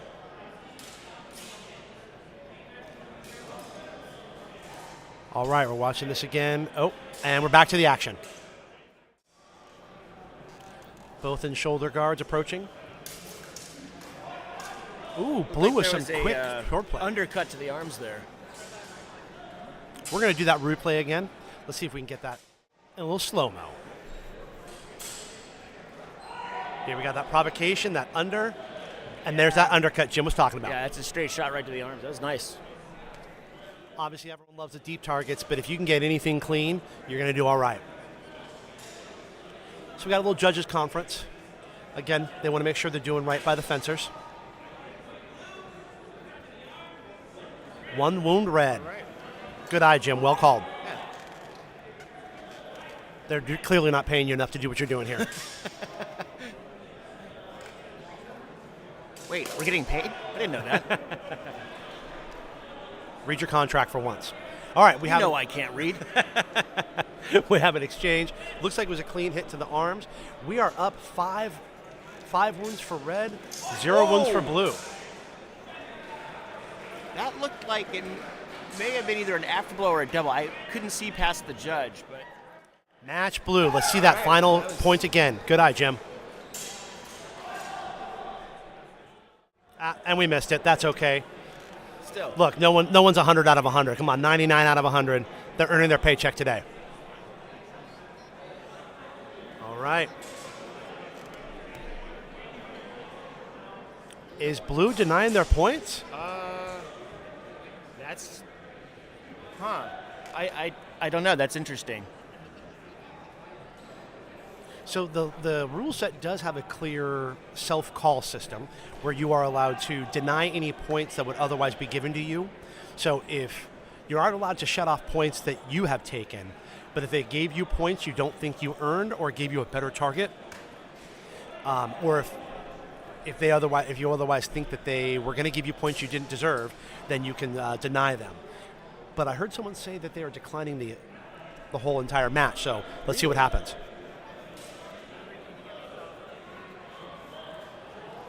We got a good-looking crowd out here today, folks. The hemisphere is out in all its glory. We commented earlier about the fashion choices, and increasingly, say, compared to 10 years ago, there's a lot more to see, to watch. And I don't think we have a HEMA fashion show, but if we did, they would do well here. This would definitely be the Milan of the HEMA fashion Yes. show. Everyone else in their Saturday finest. But as someone like me who's been out of the HEMA scene for a little bit and not been buying gear, it's fun to see a lot of the new masks. You see Red Fighter over there with one of the new style of overlays that I think is really, really valuable to our community. Yeah. The mask has been a weak spot of our gear for quite some time. It's nice to see people resolving that issue. Well, and I think, compared to, say, the Tyndall mask, which are very well made, but not exactly priced to sell, the subfin, like the Red Fencer here is wearing, I know about these mostly through a friend named Jay Mass, who runs a company in Canada called Sword Shop Canada. He sells a lot of these and has field tested them. They work really well. Eventually, I think we'll have to do something about the tensile strength of the grill, but even so, I think there are fewer thrusts to the face than there are cuts to the head, so this is a big improvement. And it looks like we're wrapping up the match.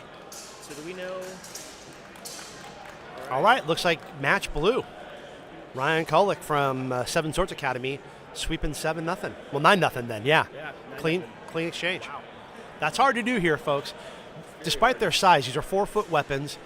You know, these practice weapons are going to weigh around 3.5 pounds. They are surprisingly fast in 2 hands with a skilled fencer. So to run it out 9-0, that takes a lot of skill. Well played, Ryan.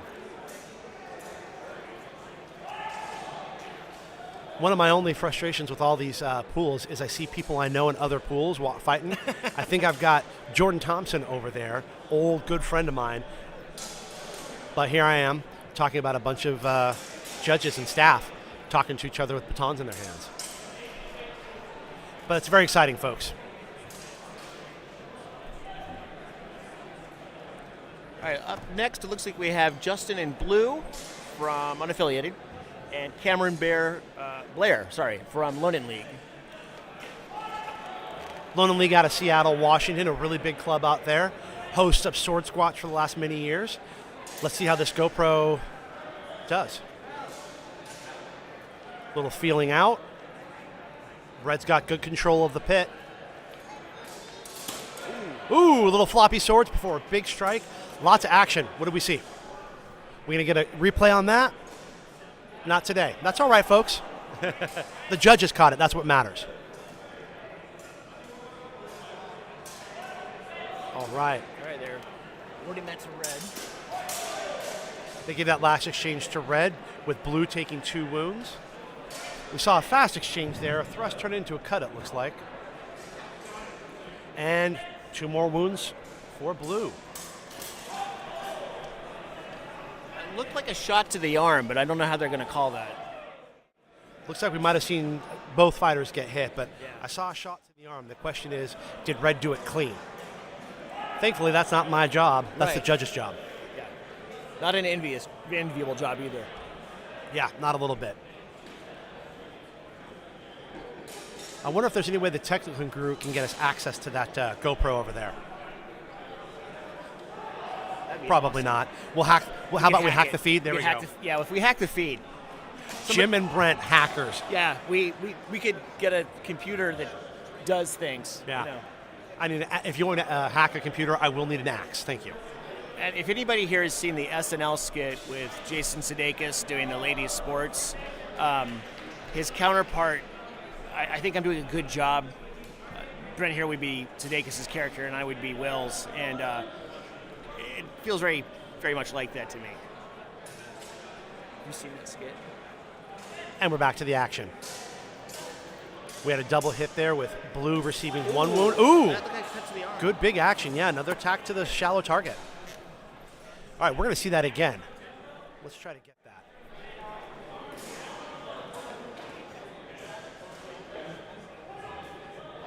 All right, we're warming up that instant replay. Oh, back to the action. Red with a big Hsieh. And a halt. And they're going to wash it away. They didn't see clean enough contact. I heard a lot of steel in that. When we run judging workshops, one of the things that we really have to train towards is to be careful about calling with just your ears. It's so essential you see it. Yeah.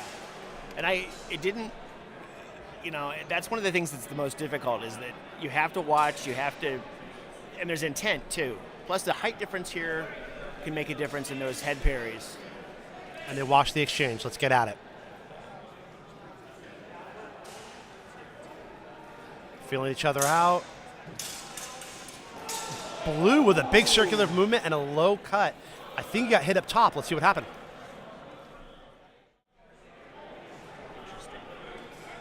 Feeling each other out. Looking for their moment. Seizing the moment is so important.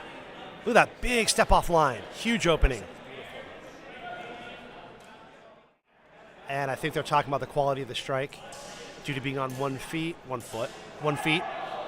I is English speaker, I promise. All right. And we're back. Ooh. We have a big, beautiful thrust from Blue, but I think he took an after blow from Red. Let's see what the judges saw. Red also got contact there. Yep, the judges are showing some double strikes.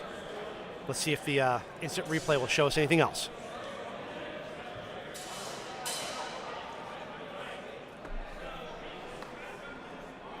Big thrust, yeah. I think I saw some contact on that side.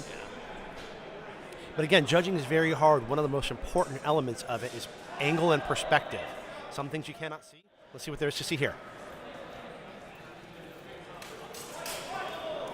Ooh, red with some quick action, going for the shallow targets. I think I heard some contact, but that's not very helpful.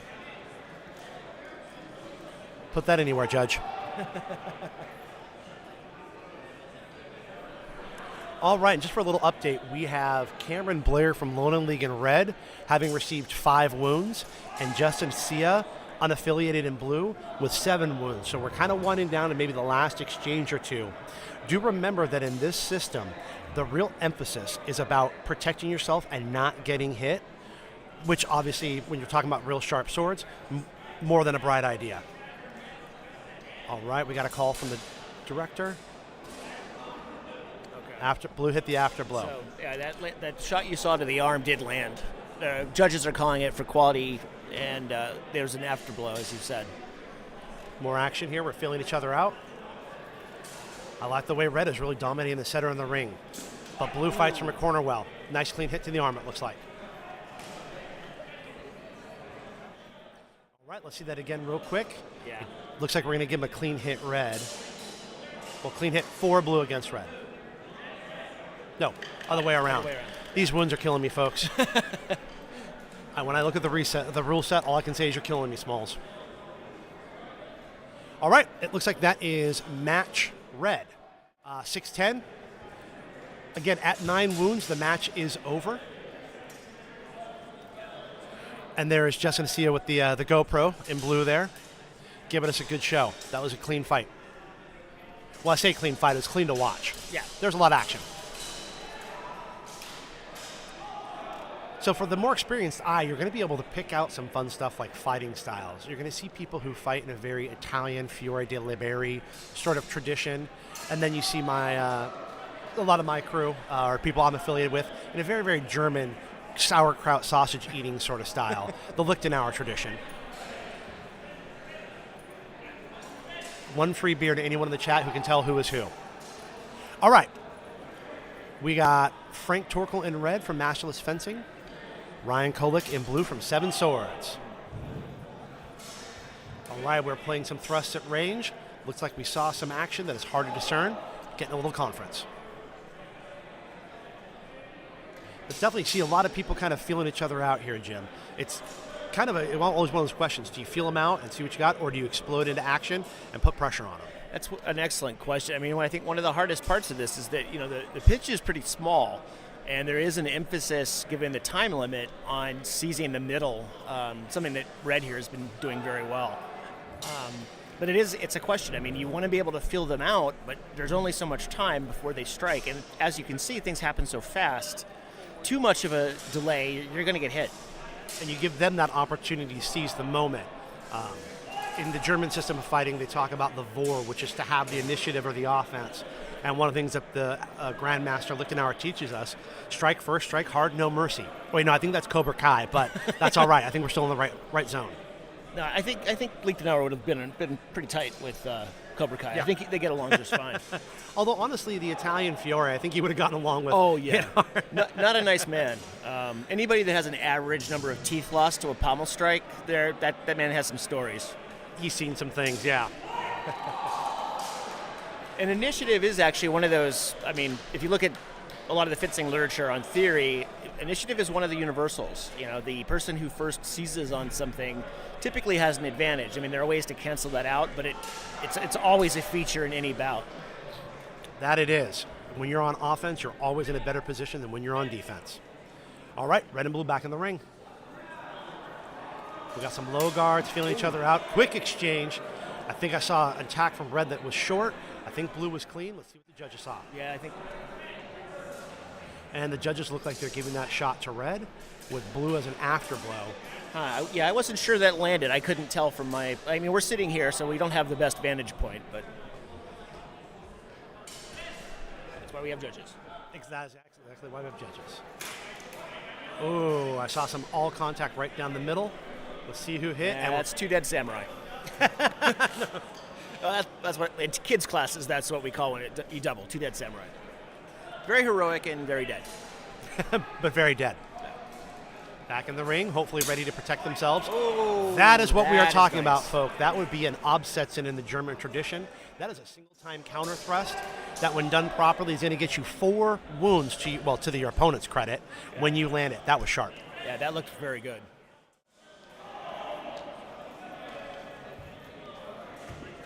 Though I do believe Frank in red, I would guess him to be a Fiore Italian fighter, but Yeah.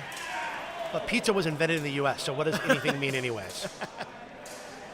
All right, I think we saw some mess that ended with an attempted grapple, and the judges don't look sure. Let's let them have a chat. Yeah, those 7 swords, at least once upon a time, was focused mostly on Fiore. And certainly in that last exchange, Frank looked like he was in what we'd call in the Sono Porto de Ferro, but I think that's Aber in German, if I remember correctly. Yep, that would be Alber or Fool's Guard. Look at that action. We got displaced thrust. Looks like we definitely saw both fighters take some amount of hit. Yeah. But not sure Red's hit was high quality. We're going to see what they think. And we're giving the hit to blue with Red taking the afterblow. So we're at 3 wounds for Frank in red and 6 wounds for Ryan in blue. Oh, 7 wounds. 5 to 7. Yeah, 5 for Frank in red, 7 for Ryan in blue. We're getting towards the end. This could be it. Oh, that was a beautiful shot to the belly, though. Nice exchange. Looks like we had a hit, cover, and fade out. I'd love to see that exchange again if we got it. 2 wounds red. We are tied up at 7 and 7, folks. Okay, here we are on the instant replay. Oh, that. Ooh, that was fast. All right, we got more action. Oh. Hey, another exchange of thrusts. Yep, and it looked like only blue landed. Yeah. I believe that's going to give blue the match. Yep, there we go. Yeah. Ryan Kolick in blue, 7 Swords Academy with the win. Very nice. Yeah, those thrusts that you see, those are kind of an iconic thing in, especially the German tradition, though the Italian tradition and any other is not going to be unfamiliar with them. Oh, no. When you are fighting, it is not about hitting first, it is not about hitting best. With sharp swords, it must be hit only. So if you have the ability to control your opponent's weapon in the same tempo, you're going to find yourself in a much better spot. And we see this across all sorts of weapon systems, even when you get into later period dueling saber, for which I am a mere rank novice, but Mr. Jim Emmons here might have an opinion on that. No, it's true. Whether you're talking rapier, small sword, saber, or even the modern weapons, exchanges with, if you've got a thrust in opposition, that's usually just what you want. Saber too.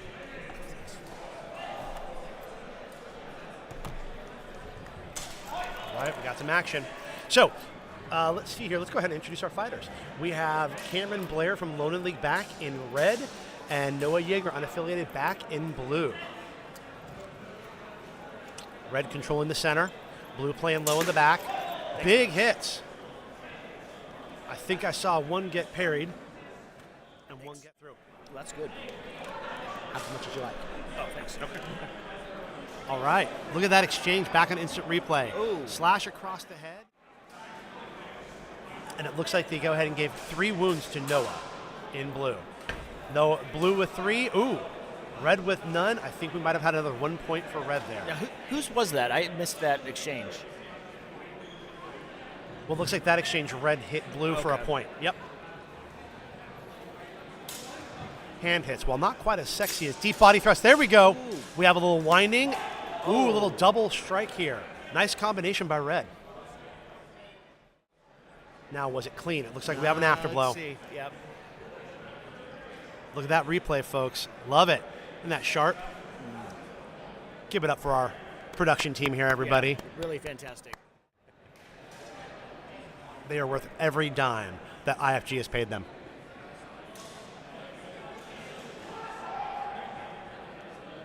They're all laughing in the background for those who don't know. Yeah. Joking aside, we're all very volunteers. nice people, though, honestly. It's a good crew. I'm very excited about this.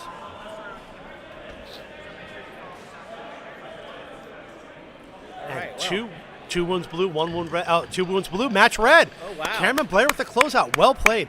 Nice. So that Very invoked nice. the 6-point mercy rule. If you are ahead by 6 points, the match is over. Yeah.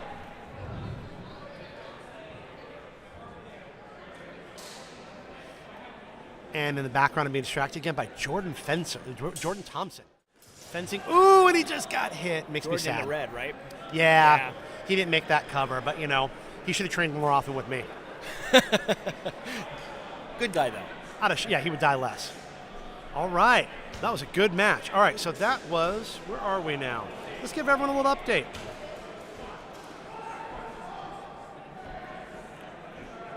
All right, so coming up next is Cameron Blair in red and Noah Jaeger in blue.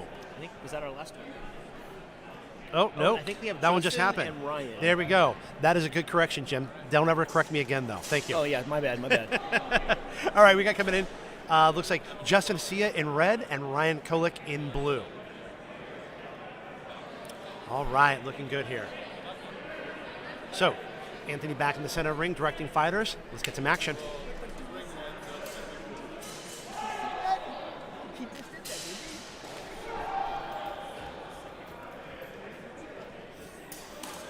Feeling each other out.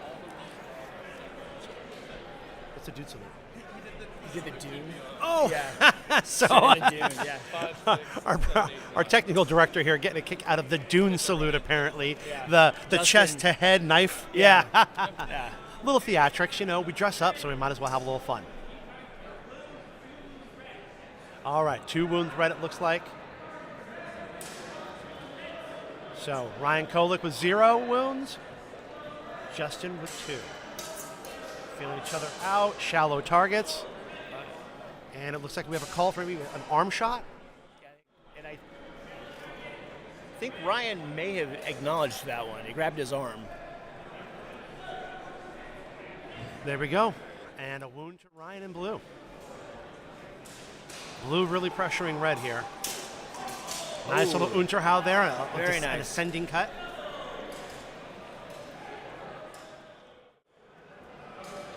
Let's see that again. Up. And we're back to the action. Love that graphic swipe in the switch, though. Ooh. And a shot to the arm. Yeah. With a nice exchange of thrusts and cuts up high, ended up with an opportunity to hit that lower opening. Well done. Oh, but it looks like, yep. Looks like red got the afterblow, perhaps. Ow. Yeah, if we have another angle on that, I'd love to see it. As Jim noted earlier, we don't have the best vantage point in the house, but we do have a million screens around us. That doesn't hurt anyone. Yeah, we're quite literally in a soccer goal at the moment, so.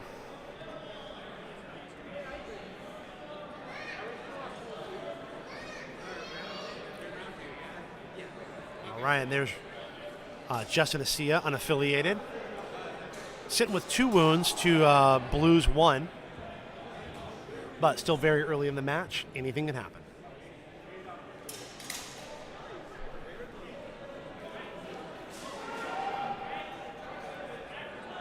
All right. Shot to the torso. With 2 after. wounds for blue, 1 wound for red. We have a hit to the body with an afterblow. Back into the ring. And I think we have a ring out.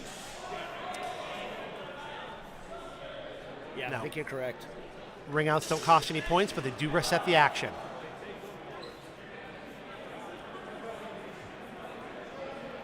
Red with some range attacks. Oh. And we have a shot deflected high, leaving a shot to the body for red. 2 wounds red. Yeah, shot to 4 blue. I'm going to confuse us this whole day, folks. Please be No, gentle. you're not alone. This is different than the way I usually do it, too. I think we saw a nice counter cut to a thrust to Zornhau. We're going to see that again here, folks. Yeah, landing that point right in the center. We call that the Nice. Zornhau in the German tradition. It is a beautiful thing to behold. Well struck.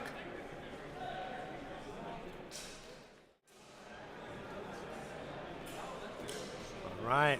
Hopefully Ryan is feeling pretty good right now. Ryan with 3 wounds, Ryan in blue, and then Justin in red with 5, pending the call here.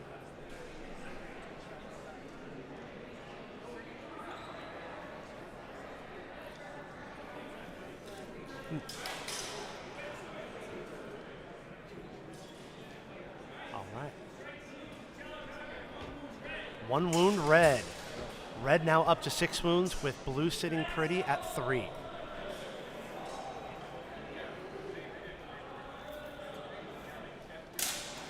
Ooh, another point play. Good counter and follow-up. Blue very aggressive with the combinations. We're going to see that one come back here. I mean, Jim, compound actions like that are pretty tough with a weapon this size. No, they absolutely are. And, given the speed and the proximity, it's just hard. When you're, like tomorrow in Rapier, we'll probably see a lot of that as well, but you're usually farther out. When you're that close, trying to make a compound action, it's tough. Those points move awful fast, even in a weapon as big as a longsword. All right, we have a call here.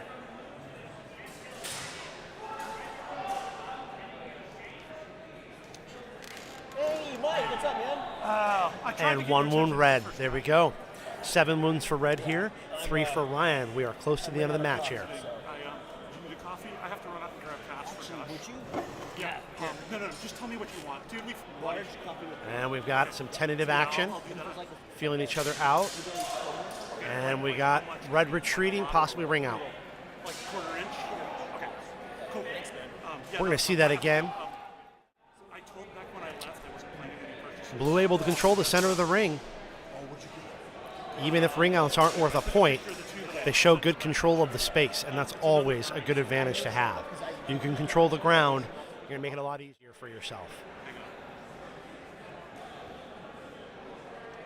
All right, our director Anthony keeping busy, punching everything into the HEMA ratings to keep everyone live.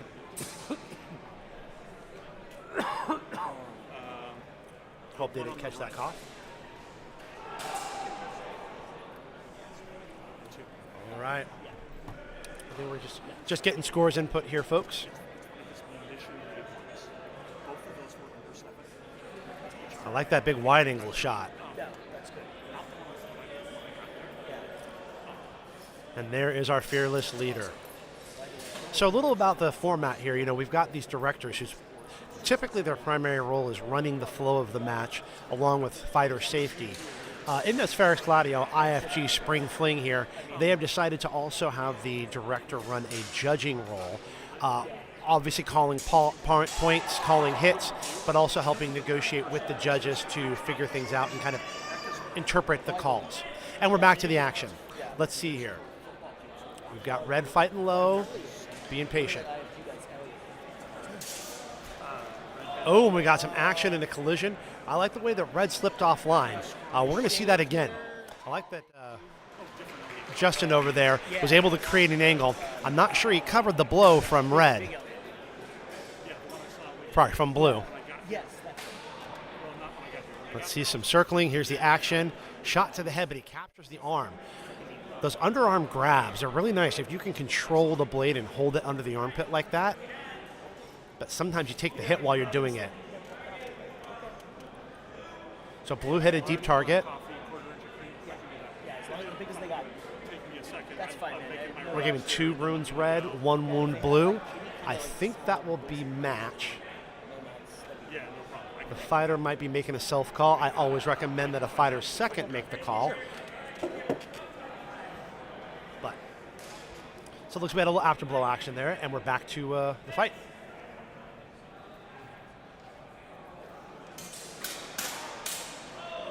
And still a tentative introduction, and then blue running red out again. Blue is really doing a good job of controlling that space. That said, I think red just got a warning for ring out and failure to defend. So there are no points for the ring out again, but you can get warned for failing to defend and not staying in the space, which is in fact a safety issue. Ooh, a missed undercut, coming around with a wheel that I think was clean. What did you see, Jim? It looked clean to me. The only thing I'd be concerned about is the location of one of those shots to the back. We've had a number of those today. They're easy to do, especially when in the press like that, but we've had a number of yellow cards today. It can really affect your game. And in fact, yellow card was just given a very light warning to blue for exposing the back of their head. Yellow cards are not a very, very big deal here, but the directors have been instructed to use them as ways of communicating the rules to fighters. We're back to the action. Oh, and a clean thrust from Blue. That was lovely. That was a really nice shot. Yeah, it looks like the judges agree. Just a good clean thrust down the center, broke the line, and that's match. Yeah, match Justin. Match Ryan. Ryan. Yep, Oh, yes, Ryan. my bad. Yep, See, yep. again with the wounds, I know. Yeah, again, it's golf, so the lowest score wins. Well, in golf, I only do like when there's like windmills and ponds. Yeah. So I'm, I just spend the whole day in the bunker. I like the sand. Well, the beer's good. All right. One of the other things I've noticed Anthony does, he does a lot of debriefs with his fencers. He wants to make sure they understand his communication. No fencer likes to get a card, yellow or red, but I think it's important. I think it sets a tone. And that said, I think the human-to-human element of it is important to check in with those fighters and make sure they understand why you did what you did. I totally agree, and I think he's done such a fine job all day with briefing the fighters, explaining the things. It's education, but it also, as you said, it sets a tone for how the fights are going to proceed. He's always doing this with a smile too, so I only saw one moment where there was a second shot to the back that he was pretty upset about, but rightly so. And even that he handled very nicely. Yeah, he's a cool customer. He's not going to get too upset by any stretch. On that note, he's bringing the fight back to us. We've got Cameron Blair of Lone League in red, Frank Torkel from Nationalist Fencing in blue. Let's get to the action. Ooh, and they are quick. Lots of movement. I saw sparks. Yeah, I think I saw a good cut there from Blue. Let's see what the judges are going to give us. All right, yeah.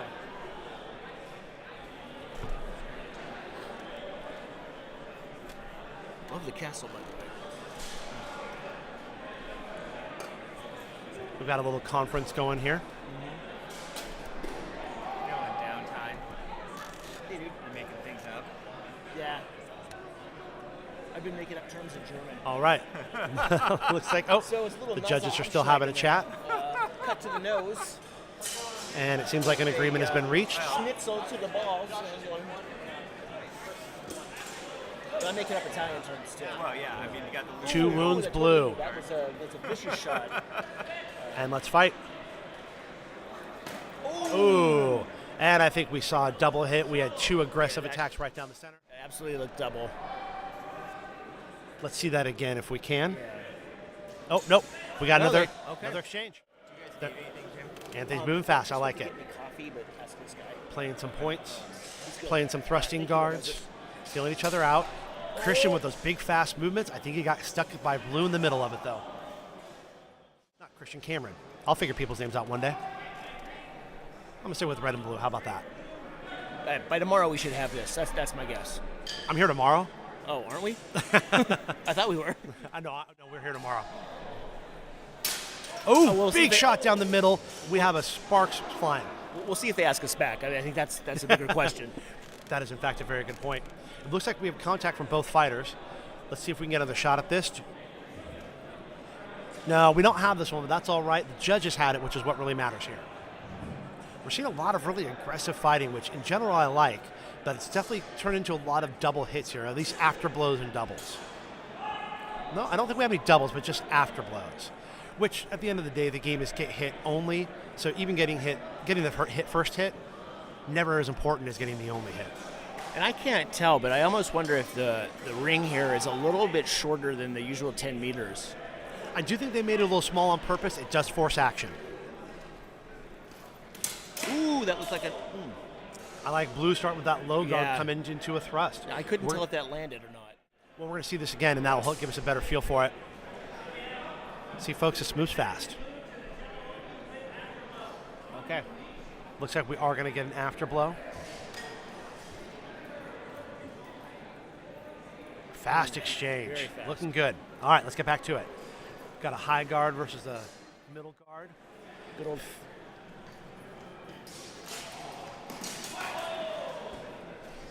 Big exchange there. A lot of action. I'm not sure what I caught. I hope the judges did better than me. Yeah. Stuff happened. That's all I know. Stuff happened. To be technical. Yeah. Try to avoid the fencing jargon, please. Yeah. Someone attacked, the other attacked. I don't know.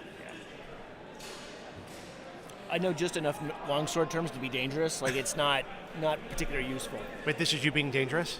Well, yeah. No one's been hurt yet. Come on now. No one's going to be hurt. And it looks like it was going to be a 1 wound each from the afterblow. We're all tied up at 4 for red and 4 for blue. Ouch. Big direct attack. Ooh, that was a collision. I like it. These fighters aren't messing around. I do worry that we might have had a double hit. Did they close their lines? We're going to see that again, folks. Yeah, that's... And we're back to the next exchange. Red and blue feeling each other out. Blue coming in at good timing. Just hopping on top of red and catching him in the middle of some movement. And it looks like we're going to see some afterblow action.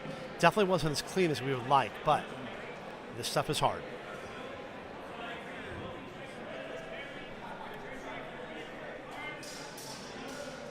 Looks like 1 wound blue.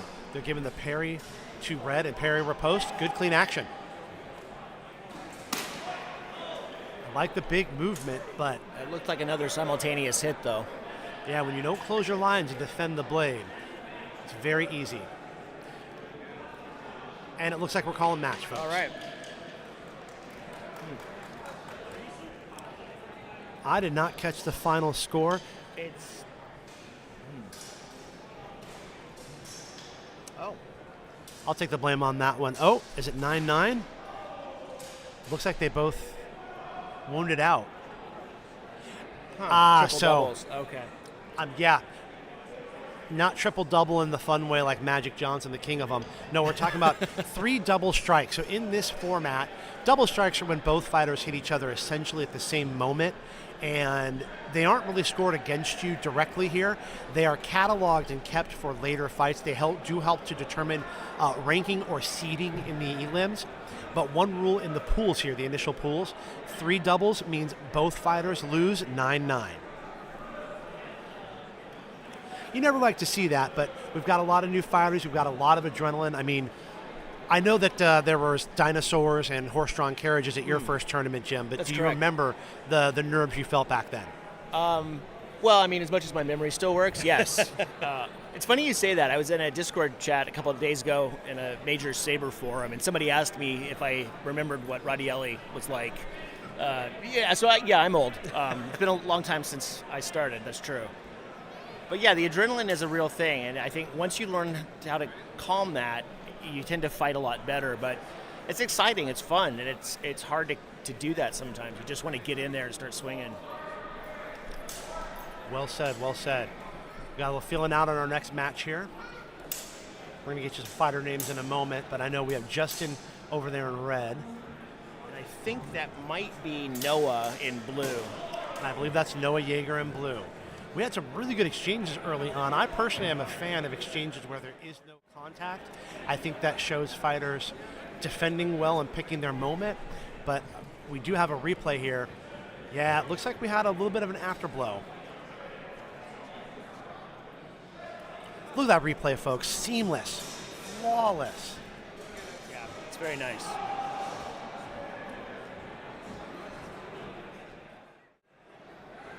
And I still love that transition with the IFG logo. Very slick, guys. Yeah, honestly, the production value is really high. It's a shame they invited Jim and I here. I know. Well, they'll learn. I mean, there's always next year. We won't hear about next year, don't worry.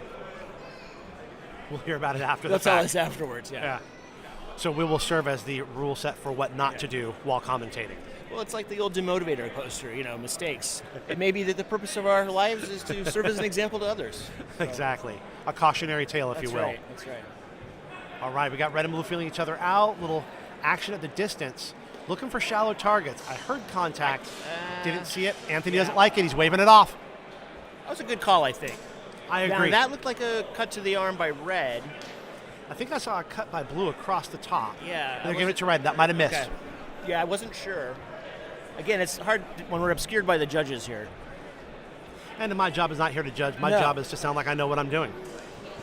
So, and I'm mostly here to be the Costello to Brent's Abbott. That's an old person joke. How would we update that? I don't get it. Maybe Yeah. Farley and So that might be too old too. Maybe All right. I'm the Seth Rogen to his Steve Carell. How about that? Is that too old too?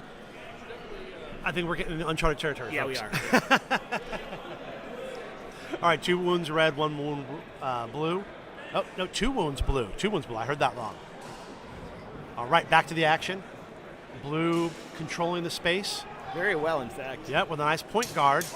Red taking his moment, playing on the edge. Looks like the judges called some contact. We're going to see that again. It was quick. That's why I like that instant replay. Yep, There might have been contact on the arm. I didn't see it. I could hear it, but as Brent said, when you hear it, doesn't on its own isn't usually enough. Now, ooh, big attack. wow. We're going to see that again here in a moment. I'm not sure what landed. Look at that big commitment by a thrust from Red. And for more confusion, when they put a red band on a blue jacket, Yeah. they're just trying to mess with us. I'm pretty sure they did this on purpose. First the wounds thing, now color. I mean, it's just not fair. Next they're going to be asking us to read things. That's going to be a disaster. Well, we'll find someone that can read. Mike's here. Oh, all right. All right.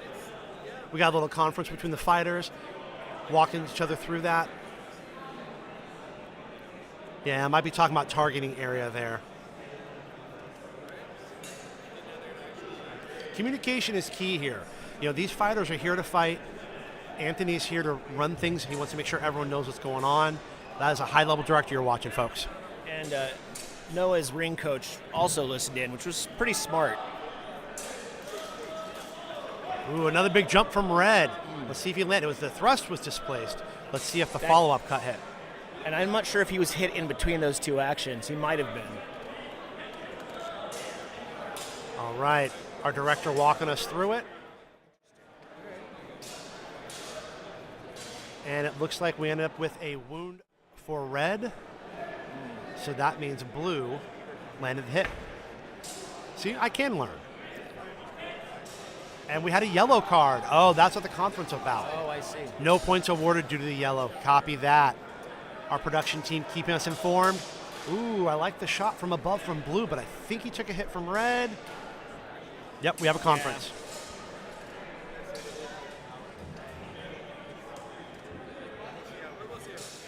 And then we have our red fighter. And we're being called a double. I believe that is the first of this match. I hope it's the last.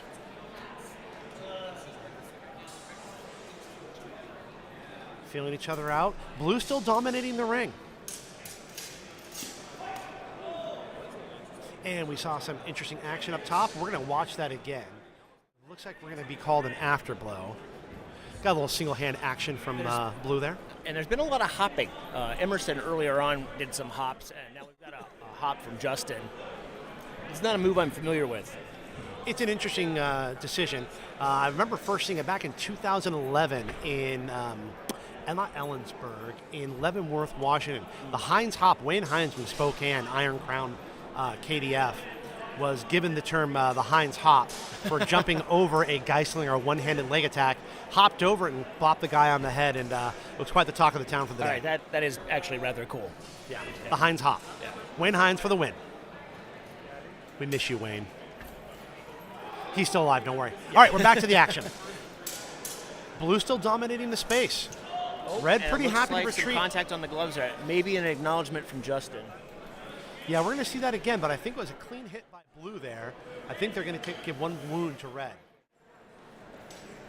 All right. Not sure what happened there. That may have been a double. And Anthony calling him in. At the moment, we're going to watch that back here. At the moment, we are sitting with Red 2 wounds, Noah Blue 4 wounds. Again, like golf, you want the fewest. So technically that puts Red ahead with 2 and Blue behind with 4. Welcome to our nightmare.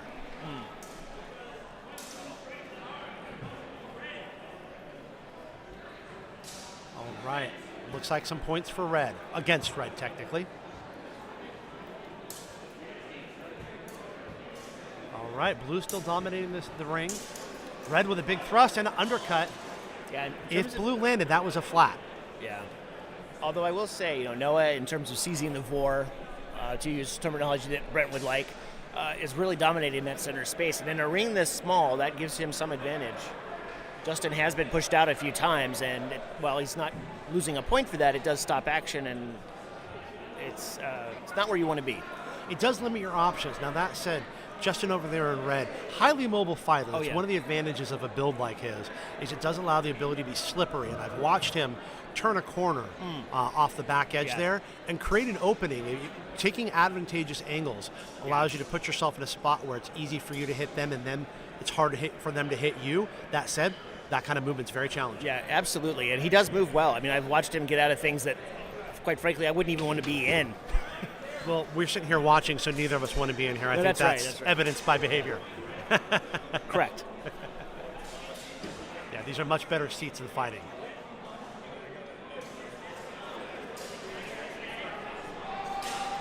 Looks like Anthony's talking about back of the head shots. Very we do easy have a to yellow happen. card. Yeah, and we have a yellow card issued. All right. Red backing up again. And then a big spring to action. Yeah, I wonder if we'll get to see that again here. Yeah. Judges are debating double. Looks like my boy Bo over there on the right. He's giving a double.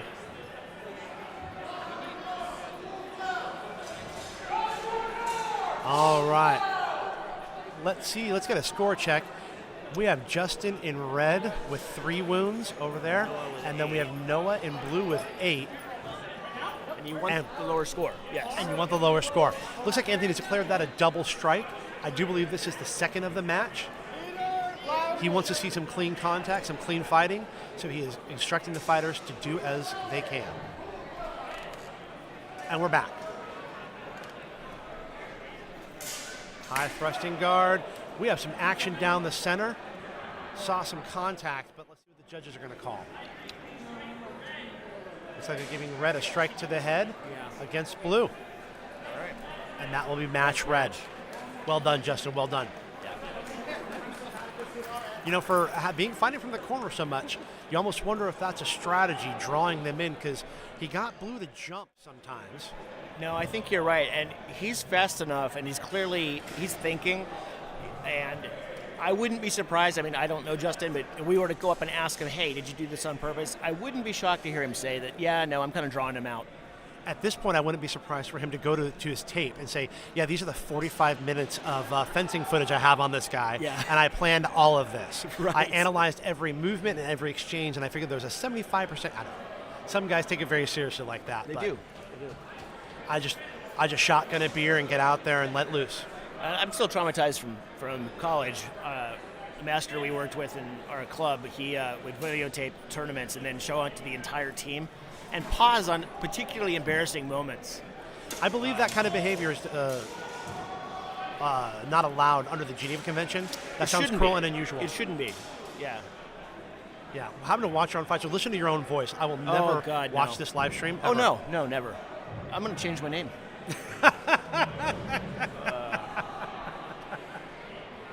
Jim Emmons died today. Yeah, I did, yeah. Or at least went into hiding. Yeah. All right, back to the action. We've got both fighters coming to the center. Hot attack from blue, coming in hard.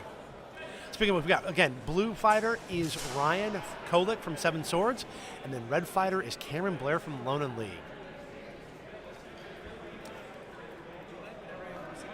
These are both clubs from Washington. I believe Seven Swords is at Fort Lewis near Tacoma, and I think Lone and League is, just as Brent said, is in Seattle. And all right, let's get an update on score. We have red with 1 and blue with 3 wounds. Back to the action, feeling each other out. I think I saw a headshot from red, but blue might have gotten an afterblow. I think there was contact there. 1 wound blue, there we go. So we are at 1 wound red, 4 wounds blue for the match. We have a grapple and a thrust. Was that clean? We're going to see it back here again. I like what I saw.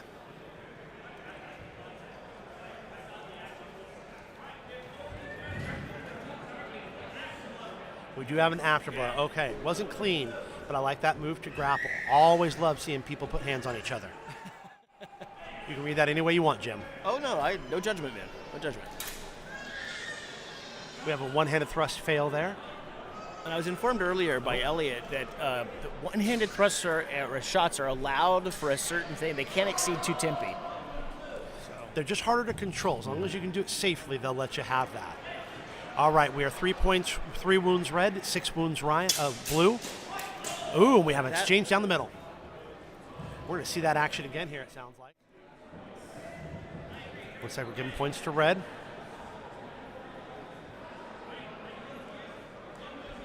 One wound each given by the director. We're going to be at 4 wounds red, 7 wounds blue. Back to the middle. Oh. Big strike. I think I saw red hit that shoulder.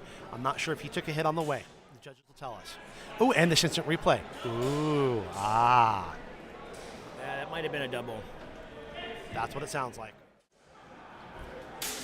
Big strike from red parried. Oh, or was it? And it looks like the director's putting them back in their corners. What happened?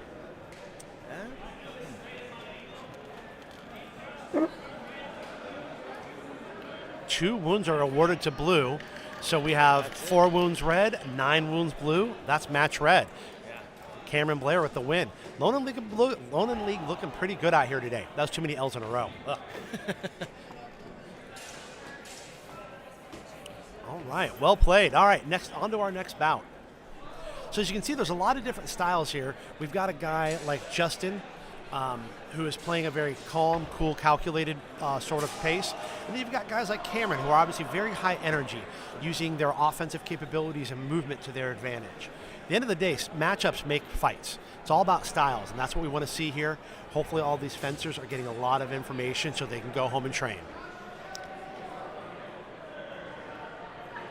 Yeah, and as much fun as tournaments are, I think that's one of the best things about them is as diagnostic tool for your own training. Seeing what works, seeing what doesn't work, seeing what you need to have a bit more drill with. And you get to meet a lot of people. Yeah, the social element of this cannot be denied. And we're back to the action. We've got new blue and red. Yeah. We've got Frank Torkel, masterless fencing in red. Noah Jaeger, unaffiliated in blue. We've got some posturing and provoking. I think I saw a shallow hit from red. We're going to see what the judges call. I think, yep, you're right. Everyone heard that, Jim Emmons? He said I was right. Yeah, Today I did. is Saturday, June 15, 11:48 a.m. Pacific time. Thank you. It's on record. It is now part of the historical record. That's correct. Won't happen again. Don't worry. All right. I think we saw some quick action. That replay might help clear it up. Let's see what we've got. And we're back to the fight. Blue charging in and a strong guard. I like the way he's controlling that fight. Red has a quick sword, but blue really controls that center. I mean, while controlling the center is one strategy, there's a lot of different ways to get around. So we are currently sitting at red with 0 wounds, blue with 2. Still a close match. Anyone's game.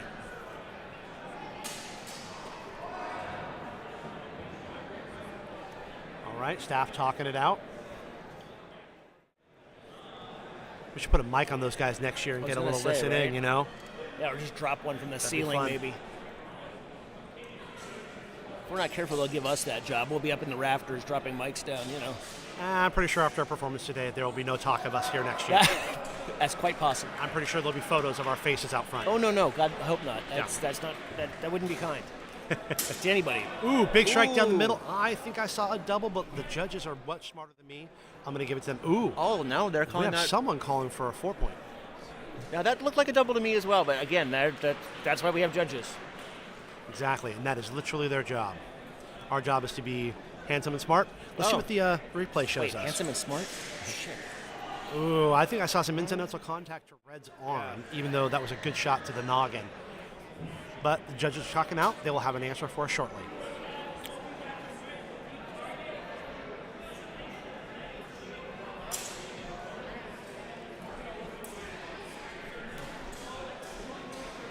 Two wounds for blue is the conclusion.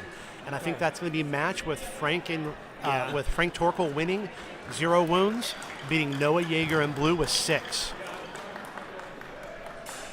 Quick, clean fight. I mean, Obviously, never feels good to be on the receiving end of that, but I also think that does show the kind of fencing control that we're looking for at a tournament here. Is that the pool? Love it. All right, so that's going to be the end of this pool. We're going to take a quick break, but don't go very far. You will, or otherwise, Jim and I will be very sad. Very sad.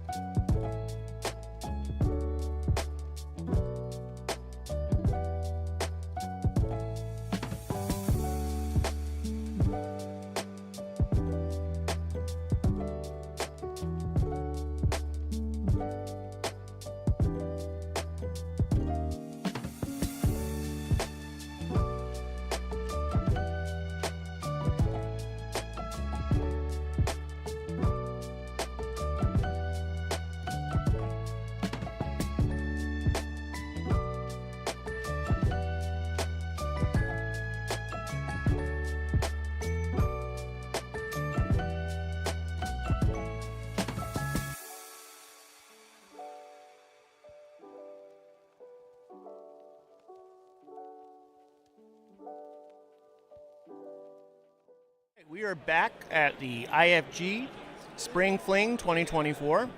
My name is Jim Emmons, and I'm here with my buddy Brent Lambell. They haven't kicked me out yet, but hold tight. It won't be long.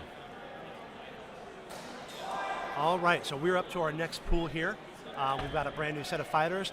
We're still having Anthony Bonomo as our director, but we've got a pair of new judges.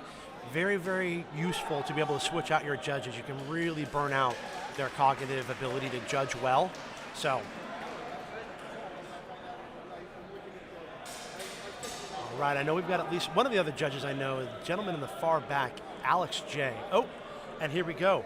Oh, and here we are. That's my boy, Jordan Thompson. It is, yeah. Jordan Thompson out of Seattle, Washington. Old KDF fencing buddy of mine. You should see some really interesting control behaviors. Probably going to see a lot of strong wrestling from him, but always a real fierce competitor. And he's in red, correct? That would be Red Fighter, that's correct. And I forget, I do not know how to pronounce his school. Eastside Fechtverrechte. Let's see, I'd have to see it spelled out. Yeah.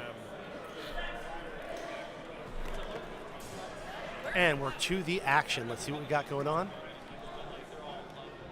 Jordan is taking his time, feeling things out.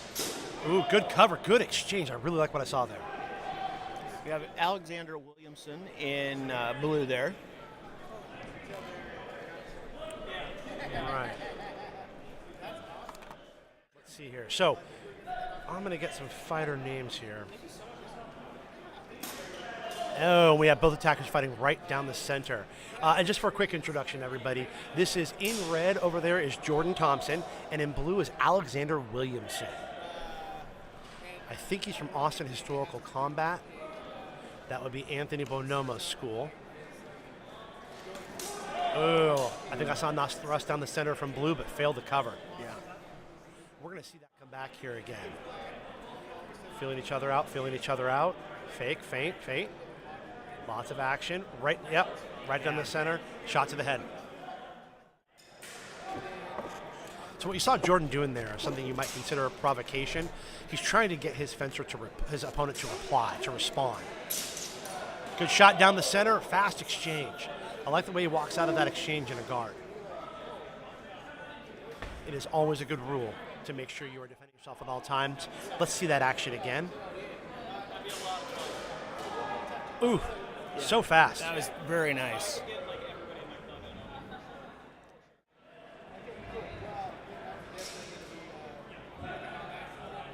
So again, the most important thing here is to defend yourself at all times through guard. And so it looks like we're calling this for an afterblow. 2 wounds given to red, 1 to blue. We now have red with 1 total wound, and red with 3 wounds, blue with 5. Back to the action. Ooh, saw some provocational, some thrust at shallow targets. I think we doubled out on the head. You hate to see that, Jim. No, it happens, though. These things move fast. And so the director is going to use his prerogative to call this an afterblow instead of a double. The difference between an afterblow and double is incredibly slim. I mean, I wouldn't even know how to describe it. It's one of those things, I don't know how to define it, but I know it when I see it. Yeah, people define it variously. Some people say it's a tempo after. I believe this rule set's rather specific that it has to be a tempo after, but really it's any time after the main exchange. But sometimes it's kind of in the eye of the beholder. Got some exchanges at range, a couple missed shots. And Jordan does a fantastic job of baiting. As fast as this moves, you see some very sort of nice false attacks to draw people in and then counter. It's beautiful. If you can set people up, I used to always teach my students the best ways to get the technique you want. We're going to watch that replay. See, he's waiting, he's showing some action. Misses that shot. He's a little too far back, but a clean attack. And we just saw both go for head targets without closing the line. It is so essential you close the line, but then it is so hard to know what your opponents are doing. It's almost like this thing is hard. And neither of these fighters are from Austin, I am told. Anna B., thank you for the feedback. I know Jordan is from Seattle, Washington, but I don't have all the data on poor Mr. Williamson. But we are at 5 wounds taken by red, 6 wounds taken by blue before this call. Anthony's walking us through it right now. And we're back to the action. 5 wounds red, 6 wounds blue. It's a very tight match. Ooh, and I think I just saw blue with a beautiful thrust down the center. This might be match. All right, we're conferring judges here. We're going to watch that again. And here we go. Fighters coming to the center. I think blue's just going to blast that thrust right out there. Boom. Just set up a good timing. I can't tell if Jordan had contact as well. That might mitigate the number of points, but... Okay. And we're giving 2 wounds to red for a clean shot. There was not control, but there's still a clean hit. 7 wounds on red, 6 on blue. Oh, we got a little mask popping off there. And let's see some action. I do think I saw an afterblow. And the director is saying that he's waving away the afterblow and giving a clean strike to blue. Again, that is the director's prerogative. They are a judge here, so they absolutely have the ability to do that. We are calling that match blue. Alexander Williamson with the win, 6-9 over Jordan Thompson. Good, fun, exciting match there. You definitely have a nice combination of waiting for your moment and then exploding into action. Big fan of Jordan's fencing, always have been. Yeah, he's a very clean fencer. I haven't actually been probably, 5-6 years, I think, since I've actually watched him live. But it's always fun to watch. That was at one of your tournaments, I think. Yeah. Yeah, he's been around for quite a long time. Jordan and I have been friends. He traveled with our Drive Wunder WMA team to Houston back in 2016. I think he took 4th place there, edging me out. I think I would have placed 5th, but he bumped me out. So he doesn't like to let me forget about that. But that's also why I steal his beer when he's not looking. So joke's on him. Oh, look at that. We have a delivery. We have Mike Churba from Northwest Armazar delivering coffee to Jim, but he seems to have forgotten my name. Well, doesn't know. I couldn't get your attention before I left. All good. Or I'd have had something for you, man. Good to see you, big guy. How's it been going? Mike, thank you so much. All right, quick visit from Mike Churba. Always love to see our local friends visiting. So his school's out of Sherwood, Oregon. Northwest Armazari, obviously focusing on the Italian tradition. And here we go. Big cut from blue. We have Klaus McGlinchey from Indes Ferox Gladio in red.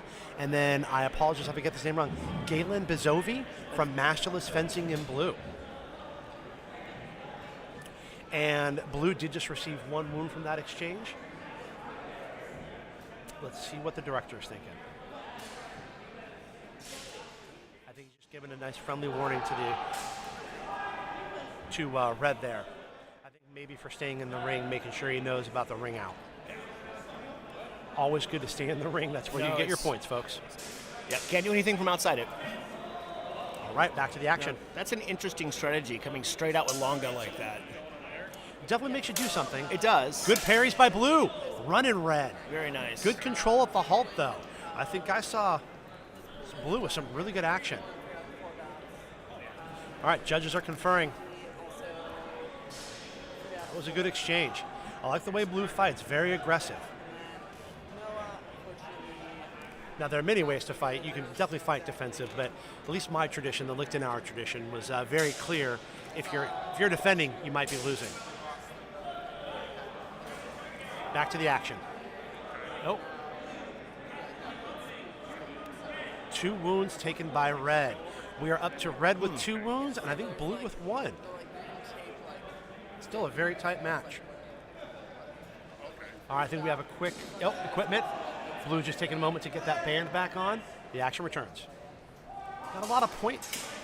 Ooh, I think I might have seen an afterblow. The shot from Longa looked flat, but I don't know how they're going to call that. Well, we're going to see it again here in just a second.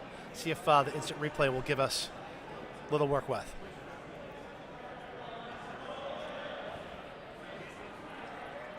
And here we go. Let's see that. Ooh, that big duck. Yeah. Use that sword there, blue, or red. Cover with the sword. Yeah. I mean, I speak from a fencer who's not terribly fast, so I have to use my sword. My feet are usually a little far behind the action. But Twinkle Tones Edmonds over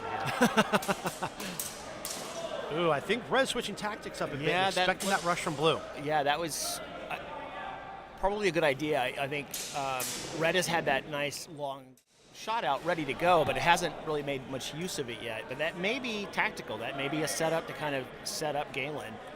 And see, look how Red even fades away with the cover. Yeah. I'm not a huge fan of dropping the sword over the back like that, but it does offer some protection. Yeah, and is the technical answer from a HEMA perspective.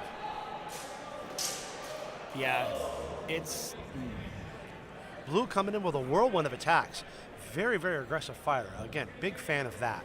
I'd like to see that. We're going to go ahead and go back to that replay real quick. Our technical team just absolutely killing it today. We're going to skip that replay as we go to the call. Looks like we have an afterblow situation. Blue taking 2 wounds, Red taking 1, so we're at Red 3 wounds, Blue 4. Oh, that cut from Blue looked like a, I guess Brent would call that an Unterhau, I'd call that a Satano. Looks like it was a rising cut to the arm, but I don't know if it was in time. And there we see that instant replay. We got some, I think we saw some contact there. Yeah, I definitely think we saw 2 hits land. Yeah, definitely. The order of operations always so challenging with these. Well, and that's why the replay is so great. Thank you, Ivan Kulitz, for the shout out for Klaus. Yes. We love hearing our fighters celebrated. I mean, it takes a lot of guts to get in here. Win or lose, stepping in this ring, take some guts. Let's give it up for the fighters. Ooh, that was nice. Ooh, Red figuring out Blue's nice. number. Yeah, I think that Red really saw that coming and was able to parry riposte clean, nice and clean. There we go. 5 wounds for Red, 6 for Blue. Ooh, Blue fighting their way in. That was fierce. Very aggressive. We're going to see that again. I like those Verkow storms. So for those of you uninitiated, this Verkow is that high flat cut the fencers do above their head. It comes quick, it comes fast. It's a beauty to behold. Not much fun to parry, I can tell you that. Ooh, and see, here's an example of a defensive fighter, Red, trying to use Blue's offensive nature against him. I mean, good luck. It looked like there was a touch before he got out, but I think we'll see. I don't think they called it.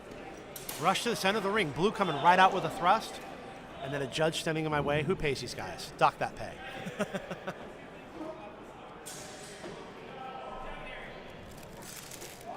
All right, it looks like we have a little bit of disagreement among the judges. Perfectly normal, perfectly natural.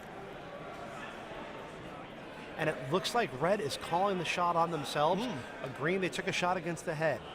I appreciate the honesty and integrity, good honor, as one might say. Please don't be mad at me for saying good honor.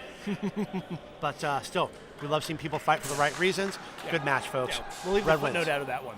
Yep, Red wins with 6 wounds, Blue and having 9. Fine match.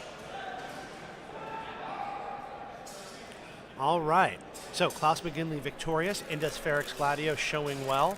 I take a certain amount of pride in that. Okay, up next we have Benjamin Kuehn, I believe his name is, and Alexander Williamson.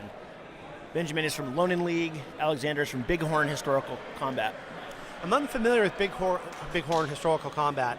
I believe that these are one of the folks traveling from out, I believe maybe Montana. We've got my boy Jim here doing the Google Webs action. But Benjamin from Lonin League in red, those are one of our Seattle friends. Big school up there.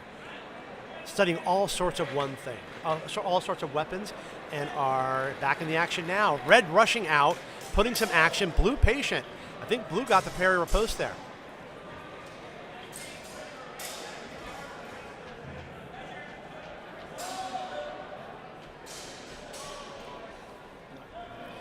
Bighorn Historical Fencing's website needs a little update, I think. Ooh, Red with the single hand, gets covered. Ooh, and a lot of bouncing, but I think Blue got that attack in, maybe an afterblow. I think they're going to give it clean to Red. We've got a conference. See, a lot of action there. The hard part is to tell the order of operation. It looks like it got struck. I think they're from near Calgary, Canada. Oh, big Montana. Yeah. I could not have been more wrong. Take that right out of my paycheck, please. Bighorn was a good guess for Montana, though. Yeah. Man's got to try. But again, that does make this officially an international tournament, folks. You are witnessing an international historical European martial arts fencing tournament. Probably hundreds of people in the world interested in this. Welcome to a very fine, refined air. Tens of dozens. Yeah. In fact, let's check on that. I think we have 20 watching right now. Nice. So thank you to all 20 of you. I'm surprised we haven't scared you away. But we will work on that. All right, so we are sitting at a still pretty low scoring match. Red sitting with 2 wounds, with 0, blue with 2. Red rushing out, really wants to control that range. Oh, with a shot to the leg, but I think we took the afterblow. So that single-handed shot known as the Geislinger, it's often a way, we're going to watch that back here right now.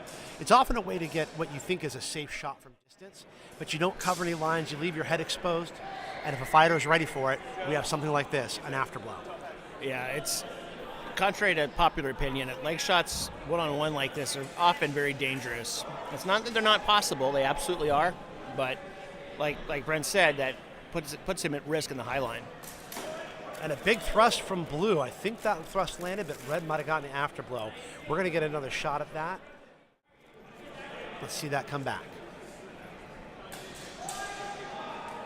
All right, Anthony inputting the scores. We have 3 wounds red, 4 wounds blue. I saw that thrust straight across the face. Let's see how they call that. We have a little bit of, all right, we're talking. And we're awarded an afterblow. 5 wounds red, 5 wounds blue. We are all tied up. Big thrust. And a cover on the retreat. Like to see that cover. Yep. Always defend yourself. The few competitions I did, I tried to make a habit of actually walking away backwards with my sword between me and my opponent. I always thought it was right to get into a good headspace for combat. If this is combat. I mean, let's be fair, folks, this is competition, but we are trying to get to an understanding of how one-on-one combat might have happened. For those of you who are not familiar, HEMA does a lot of work around what you might consider the judicial duel context. It's one fighter against one fighter, matched weapons, no surprises, no silly business. In the medieval context, very much a judicial element, although in later systems, we study more of an honor or pride sort of type of fencing, like the dueling saber. Correct. That's one of the wonderful things about historical martial arts is that you do have this breadth of everything from the 14th century on. Ooh, and a Geislinger gone bad. Couldn't control his sword. Blue rushed red in the middle of that exchange. It's a risky move. Exactly. And if you're ready for it, you're going to stuff them.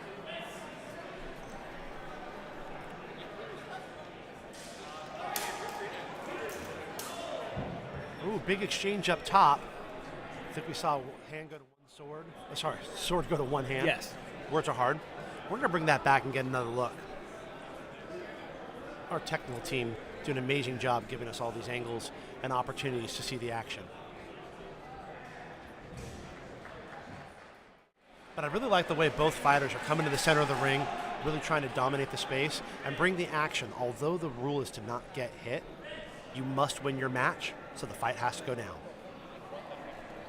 Well, and I think even in Olympic, they had to issue a rule for epee where you don't, you have a time limit where if nothing happens, they're penalized because it's not much fun to watch. And, as much as this is about the two fighters, it's also potentially something for spectators. Maybe less so for fencing in the modern world, historical or otherwise. But nobody really wants to sit here and watch people stand there for 5 minutes. Well, speak for yourself. Okay, Brent does. It's easier to commentate. But, yeah, I mean, honestly, that is true. They're still doing nothing. I can do that. And we are awarded an afterblow. So we have match blue, red with 9 wounds. And blue red with 8. 9 wounds and blue with 8. It's on like the beginning of the match, right? All right. Technical director just kind of giving me a little instruction. I am back and paying attention here. Thank you, Jesse Lipey, Jesse L. Alex Williamson is from Alberta, Canada with Bighorn Historical Fencing, Bighorn Combat. Go ahead and let him step on. Our friends to the north. Canada has a pretty thriving historical fencing scene. I very closely with a couple of people in the maritime places and in Manitoba, and there are a lot of schools. There are actually in our area, in the Pacific Northwest, there are a number in British Columbia as well. That makes sense. Thank you. All right. And we have a new fight here, folks. We have Jordan Thompson in red. And I believe that's Galen from Big Galen Horn. back. And beautiful, very aggressive thrust from Galen. Here we go. Oh, pardon me, masterless fencing, not Big Horn. Jordan receiving 2 wounds, Galen 1. And a fierce exchange up top. Those are 2 Lichtenauer fencers if I've ever seen them. Lots of high cuts, Zverkow, Schielhau, long edge, short edge. Let's see if we can keep it clean.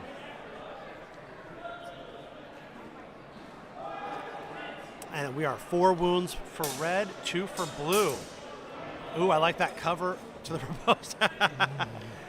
And that long point guard from red there, just creating space and protecting him. She got blue to run right into it.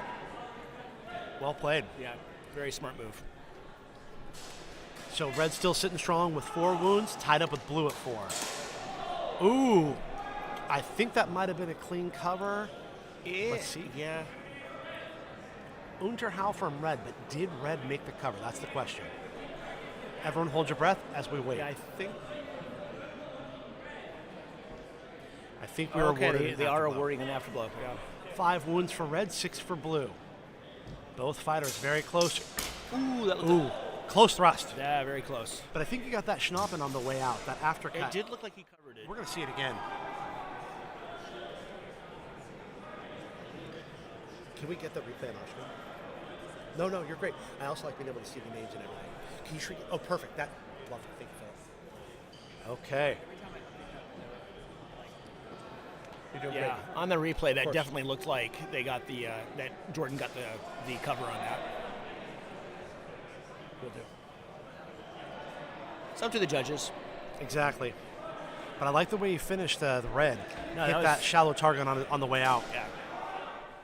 All right, we're back to the match.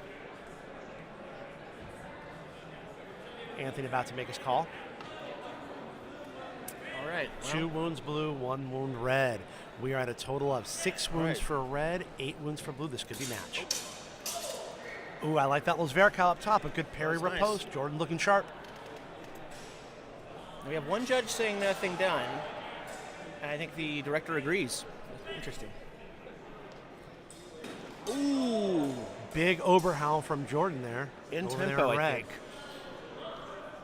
And by the way, this is what it looks like when 2 aggressive fighters meet. Yeah. You're going to see some action. They do call that a double. You must close your lines. Little half sword up close. Ooh, and a flurry of blows. I think red stuffed blue. Let's see what the judges say, but that was a fun pounce. I think this is the first time we've actually seen somebody half sword today, too. So half sorting, for those folks who don't know, is going to be when you take your bottom hand from the pommel and put it in the middle of the blade. Most commonly used to turn it into something of a short spear when you're fighting an opponent in armor, but also very useful for close-up play. Jordan took that half sword as a guard, crashed in, and tried to find some action. I think he saw some purchase. I'm just curious what the judges give him.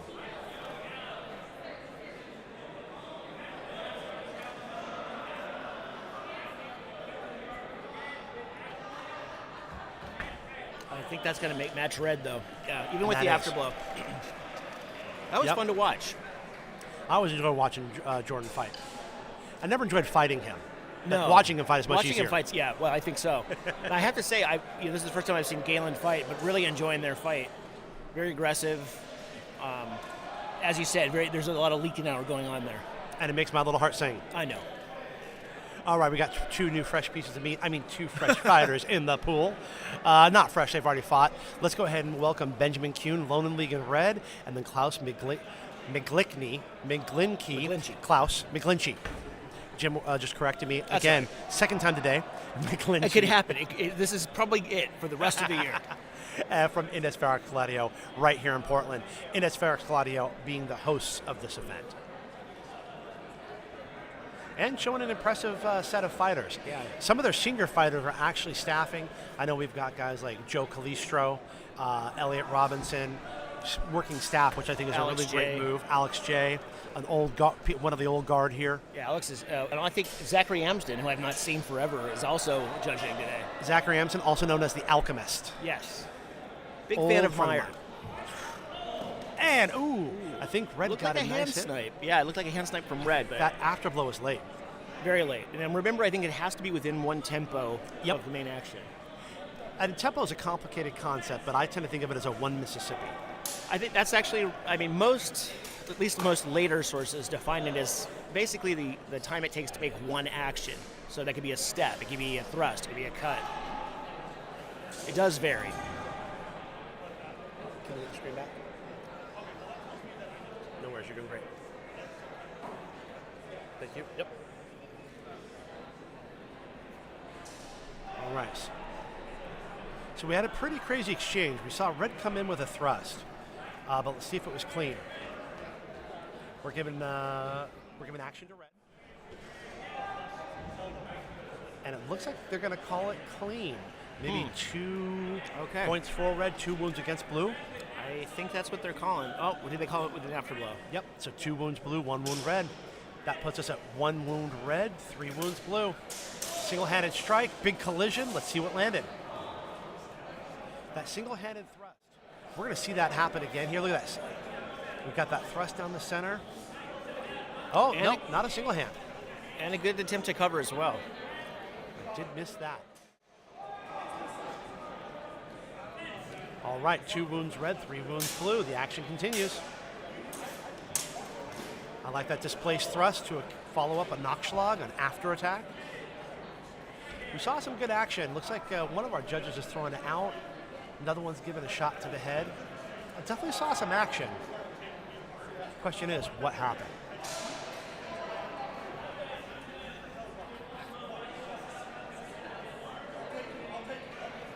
Anthony interpreting the calls. And we are at 2 wounds Red, 4 wounds Blue. A lot of action down the center. Blue bouncing out. Bouncing out. Yeah. Never like to see a fencer turn their back on their opponent. I mean, it's the fastest way to get out of there. But it's also dangerous. Not only dangerous, I don't care for when it opens up the target that is off limits for the other opponent. Yeah. And not because those attacks aren't valid and they wouldn't be dangerous, but for safety concerns. Well, and that's the big difference, right? Is that we're not doing this for harm; we're doing this for fun. And so anything that, in our ways, there are definitely examples of fencers gaming the system by turning the back and exposing target you can't strike. That wasn't the case here. And you imagine they don't ever intend to do that. It's like Lonan League, Benjamin out of their Lonan League. That's not something they're known for. No. It's just something that happens in the heat of combat. Well, I think Klaus here just wanted to get out of there. I think he recognized it was a bad situation to be in and just wanted to jet. But again, it's something I'd rather see him back out. Yep, with the sword in the way. And that's the thing. You're safest behind it. At all times. And it gives you a chance to hit them. Exactly. Back to the action. Blue coming in strong. Red parry riposte. I think we saw double, at least both people land, but the judges disagree, and I believe them. They do have a better eye than we do. Okay, one of the judges is saying nothing done. We're going to see that come back again. Let's watch what happens in slow-mo. I think Anthony's throwing it out. Looks like Anthony tossed that out. We're still at 2 wounds Red, 6 wounds Blue. Little provocation, looking for some action. Lots of movement from Red. Blue biding their time, good covers. Looked like there may have been an attack with Red's hands. I don't know if it landed. We're going to see that come right back. Let's watch this replay. That might have been flat. I see both fencers trying to dominate the middle and keep themselves safe. It's a great strategy, sometimes hard to do. Yeah. Well, and it's easy for us sitting here to say, oh, they should have done this. But when you're out there, it's not that easy. Things move very fast.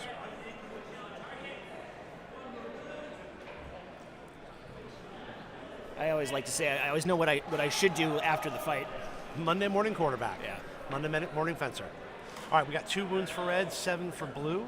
There's some kind of contact there. I didn't see it. I think I saw a one-handed strike. We're going to give a point to Blue, a Red over there. Currently there are 3 wounds to Benjamin and 7 to Klaus. Klaus is in blue. Still anyone's match. Blue with the pressure. Red really good at the counter riposte. Yeah, that riposte was nice. We'll see if they give it. Yeah, red Looks really like they seems to are, have yeah. patience. That was nice. And that is match red. Benjamin Kuehn from Lonan League winning 9-3. That's a solid showing. Yeah. Lonen's been doing very well. They're a fine club. They're a very, very big club. They are. Got a lot of good fencers up there. A lot of deep talent pool. They've got people like Eric Von Essen, Andrew Somlio, Alex Hanning, Beth Hammer. Yeah. They've got a really deep roster of high-quality fencers. They do, and they've been doing this a while. I saw John Chouinard here with his fancy legs. Oh, I saw that. Yeah, those are fancy. So, yep, they've got a lot of good fighters here today. And, of course, fencers here right now. Okay, speaking of which, let's get our 2 new sets of fighters. We've got Alex Williamson back from Bighorn in red, and then Galen Bizovi from Nationals Fencing in blue. I'm excited for this fight. Ooh, that was what you like to see, folks. He saw an aggressive fighter and planted a thrust. We're going to watch that again. Nice. Go ahead and give me that view, please. No, you're great. All right, back to the action. Ooh, I think we saw a nice stop thrust to the hand, but still took the afterblow. Alexander's really using his reach very effectively here. Striking in tempo. But appreciate the clean action. No, very clean. Yep, you see what's going on here. That's not a bad strategy against Galen, considering how Galen has really rushed right in. Ooh, you love that. A good parry and flurry of combos. That was lovely. Let's watch Galen do this again. I think that was a clean exchange. I mean, Red's had a lot of success with that thrust, but Blue saw it coming. Okay. Yeah. I think we might have seen both contact. Still, that was a good response from Galen.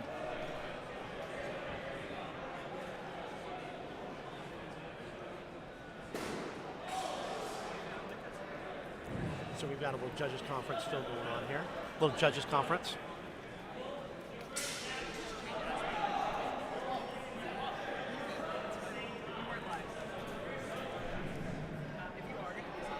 All right, we've got an update on scores. Looks like 1 wound for Red, 5 for Blue. Red definitely getting a little bit of a number on Blue here. Catching that aggression with some well-timed parry riposte. I also like seeing that no one's giving up before the halt. Like, they are ready to keep going, as they should be. Always a good tactic. We're going to watch that again. Red very patiently.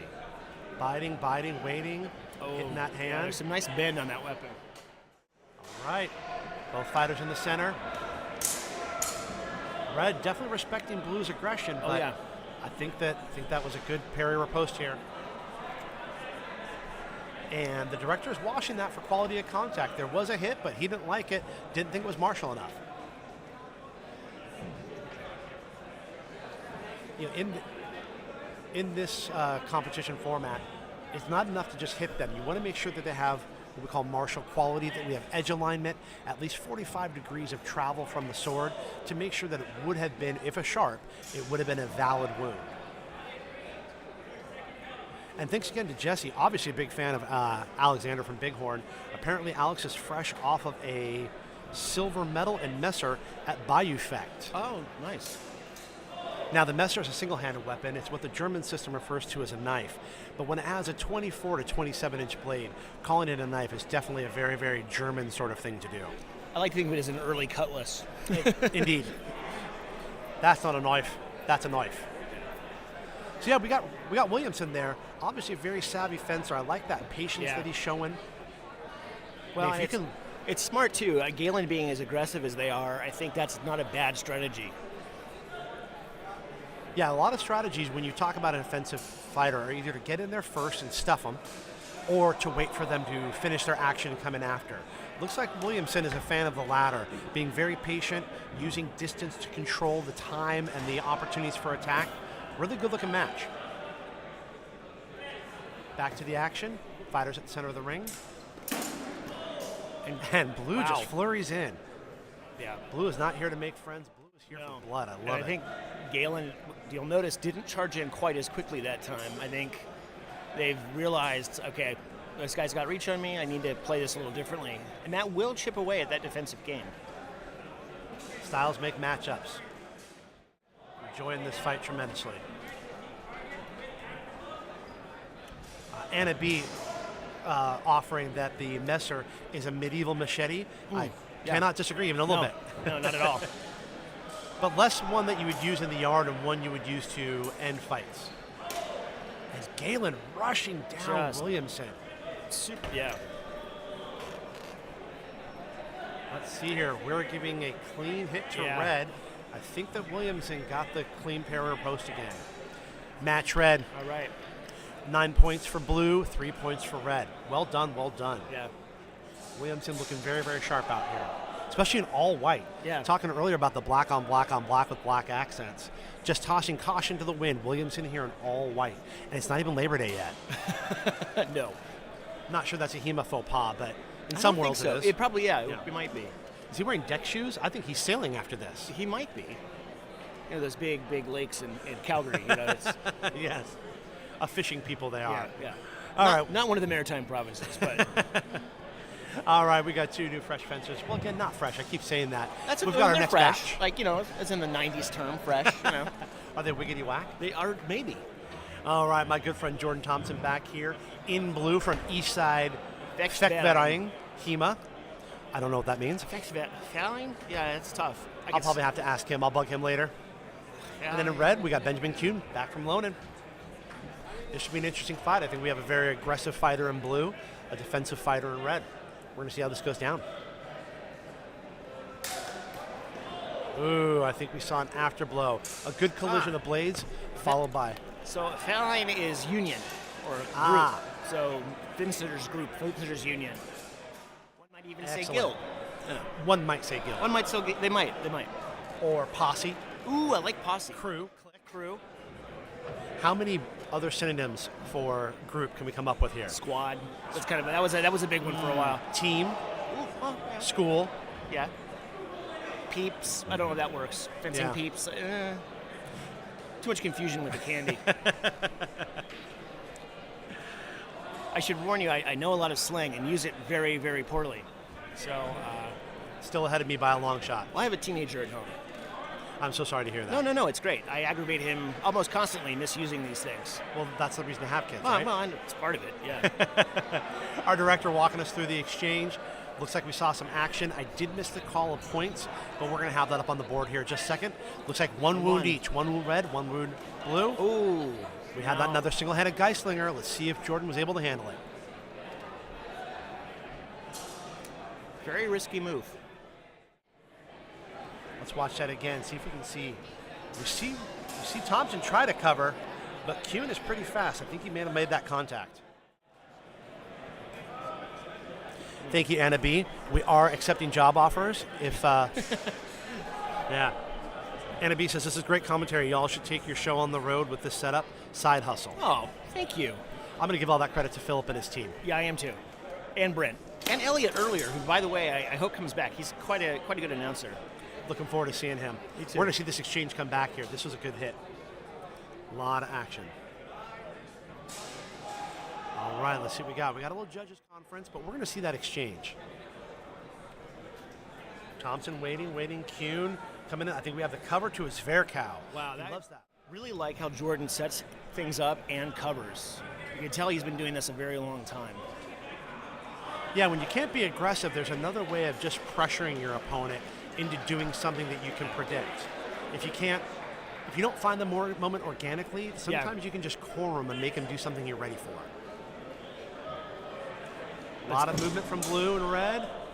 Definitely something easier with experience. That looks a little slop to me, but I think the judges are going to give him some points. Yeah. Looks like 2 wounds red. So we're 4 wounds red, 2 wounds blue. Again, the lowest is better. So that technically puts Thompson in blue ahead. And it looks like we have an afterblow by red. Blue's going to get some points, but so is red.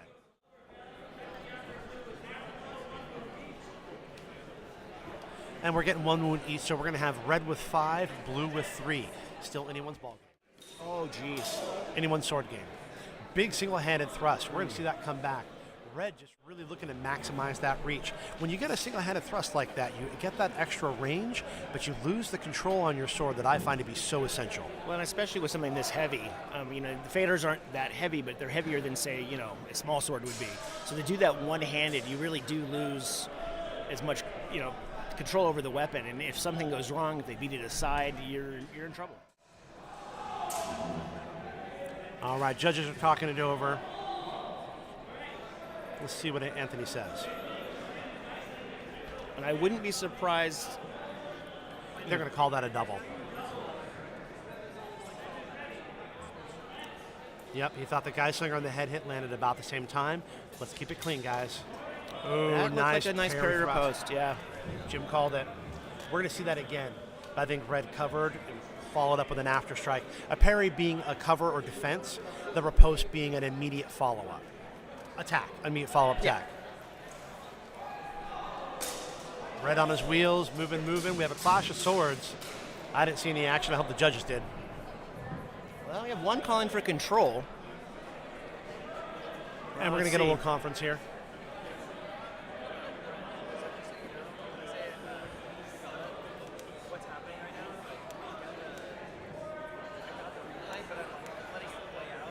Until.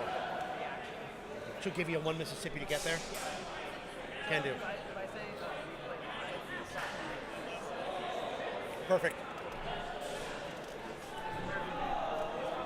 We're doing great. Go team, go.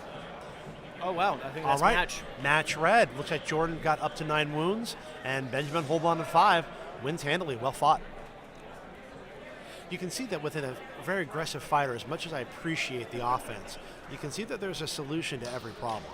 Oh, yeah, and that's one of the wonders and frustrations of fencing of any type, is that for everything there is an equal and opposite reaction. There's a counter to every technique, and there's a counter to every counter. And a counter to the counter to the counter. I like the way that Gracie said it about jiu-jitsu. You do this, I do that. Yeah. You do this, I do that, forever. Right. That's true. All right. We have Klaus McGlinchey from Indes Ferox Gladio and Alexander Williamson from Bighorn Historical Combat in Calgary, Canada. All right, feeling each other out at a distance. Both fighters in that right foot lead stance with that little Spreckfenster sort of guard. It's something that we've seen a lot more in here in the tournament scene. Having that sword out in front of you with that strong dominant leg out in front limits some of your options, but it does allow some real clean fundamental technique. We got 1 point, 1 wound against blue, and none against red. I think I saw a clean hit by red. That looked clean to me as well.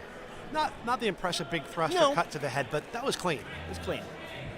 I think it didn't have enough quality, though. And they're washing it. Still 0-1 in favor of blue. Oh, in favor of red. Golf. And that is a hard. Oh, another little hoppy. What was it called? The Heinz hop? Was that what? Yeah, the Heinz hop. Yeah. Red, very cool, calm, and collect. Showing a lot of savvy and ring IQ. Knowing where he is. I do think he's getting a little trouble for the ring out. Yeah. But definitely pretty comfortable with the space. As Jim noted, though, this is a fairly small ring. Let's see this again. Let's watch those feet. I think that's what the director was worried about. He's still in the middle. He's fading back. Oh, we're back to the action. Big thrust by red, covered by blue. I like that exchange. Oh, did we see contact? I think they're giving hit by red. Okay, and 1 wound for blue. We're at 0 for red, 2 for blue. Blue rushes to the center, puts red in the corner a little bit, but fighting his way out. Ooh, nice exchange. I didn't see anything too exciting, but I think I saw some contact. It looked like contact. I couldn't tell if that was red landing or not. It was obscured by the judge, but it looks like they were giving that to red. Blue back to the center of the ring, really dominating space. That was a nice thrust. Red using that length to land that nice thrust, just like Jim was saying before I interrupted them. No. We're going to see that again here in just a second. Look at that graphic wash. It's almost like we're professionals. Back to the action. Ooh, red using that length, but Klaus not having it.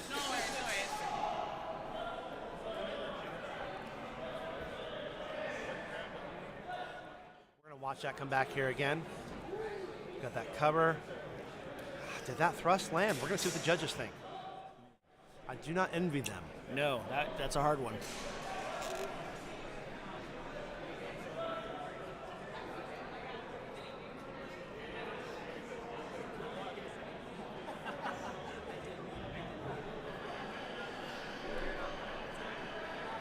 All right.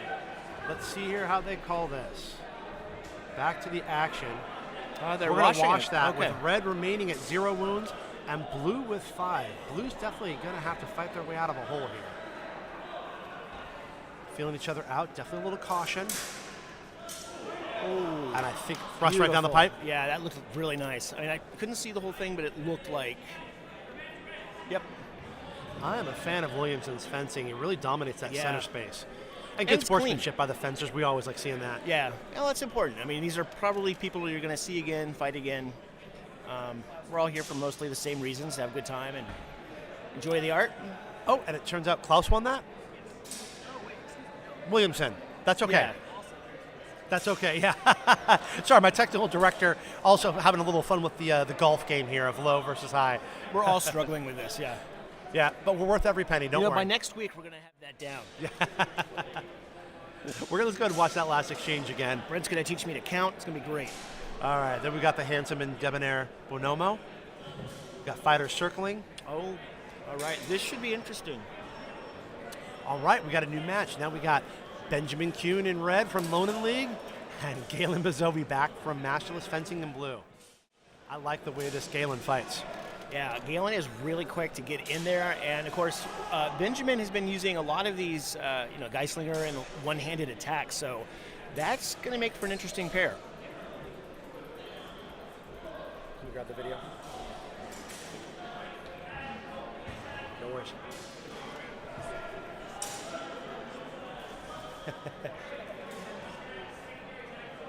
Can we make the scoreboard smaller? It's okay.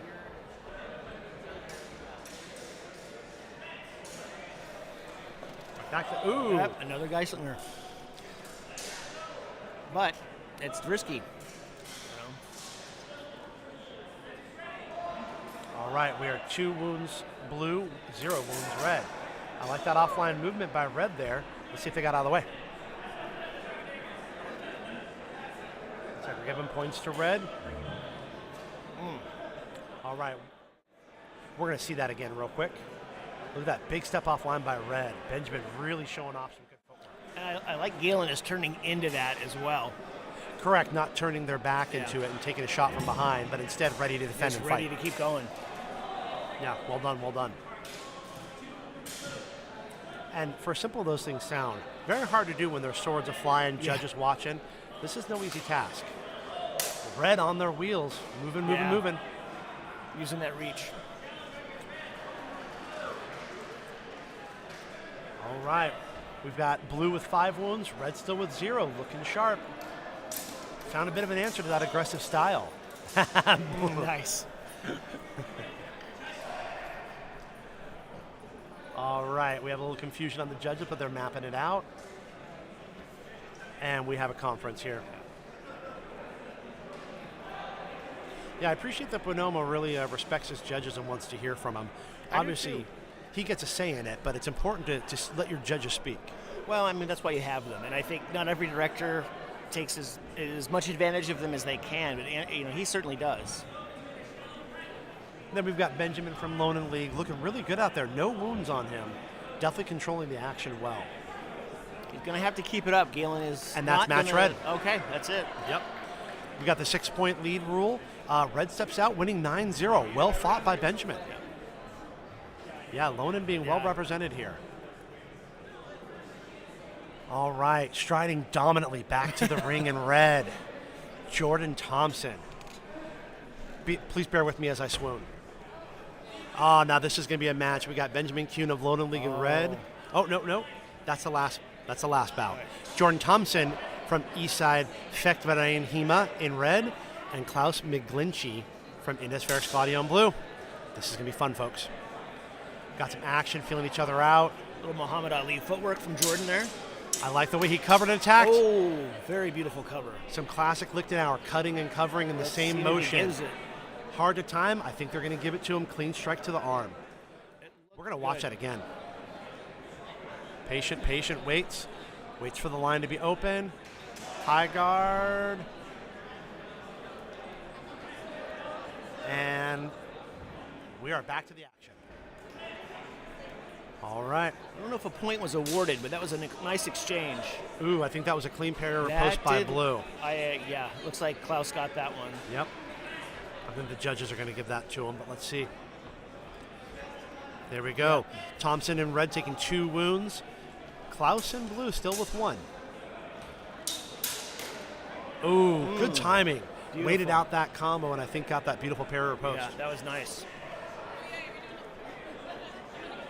And if you can't tell from where you are, those cuts coming from Jordan are coming with authority and with intent to stop you. He does not play soft.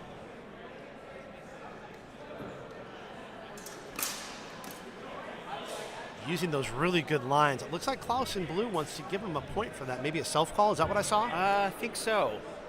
Yeah, points are being awarded against blue. Okay. So we're now tied up 3-3. Oh. That's what you like to see, folks. What do we got there? That looks like a thrust from blue. I saw a nice little disengage. You presented the point, disengage out of there, hit the other side. I like this. 5 wounds for red, 3 for blue. Love this action.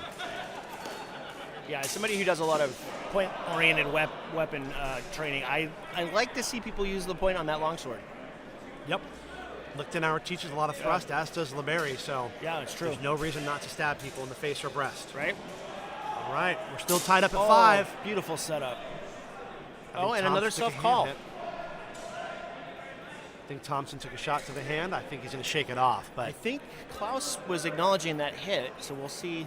I think he's going to take a wound. Yep, blue with 6 wounds, red with 5. High-scoring match. Not what you want, but with 2 good fighters. Nice big thrust. Parry post from Klaus.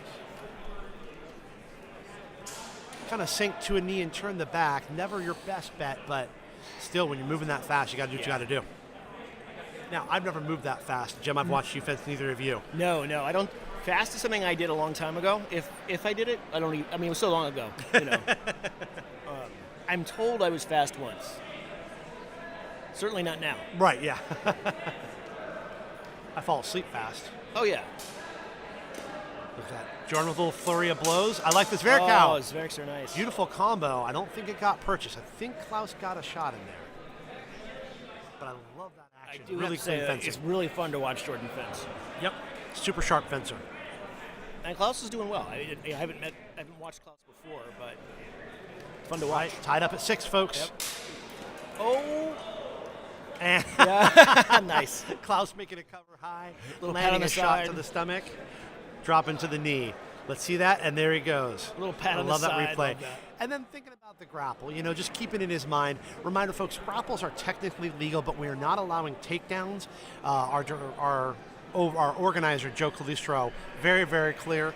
This floor is more important than any one of our lives, so we are to protect it with all that we can. So grapples are going to be limited to a 5-second count, giving fencers an opportunity to control the opponent's weapon, establish a dominant position where they could take him down, pick him up, etc. But again, they're going to stop it there and let the judges do a little bit of creative imagination on who was winning that and who would have likely come out on top of something like that. Yeah, and I have to say, grappling is definitely a part of the art, but landing, on the wood floor is not particularly fun, and the Futsal Club also really, really likes its floor. And they're kind enough to let us come in here and play. I want to see that exchange again. I really like that parry pretty post by Thompson. Boom. Wow. That rising cut. So nice. Really good mechanics by Red Fighter over there. He keeps it very tight. All right. Let's see here. 1 wound to blue. We are 6 for red, 6 for red, 7 for blue. Big exchange. Any contact? It didn't look like contact to me, but again, I'm not the judge or the director. The director called a halt. One judge is tossing it. The other thinks there was a hit. Okay. We're going to see that again. All right, no, never mind. We're going to retract that. We're going to pull out of that situation. Yeah, they looked like they were just a little too far apart. Yeah, they were at the range, but it looks like Blue Klaus is going to self-call. Really?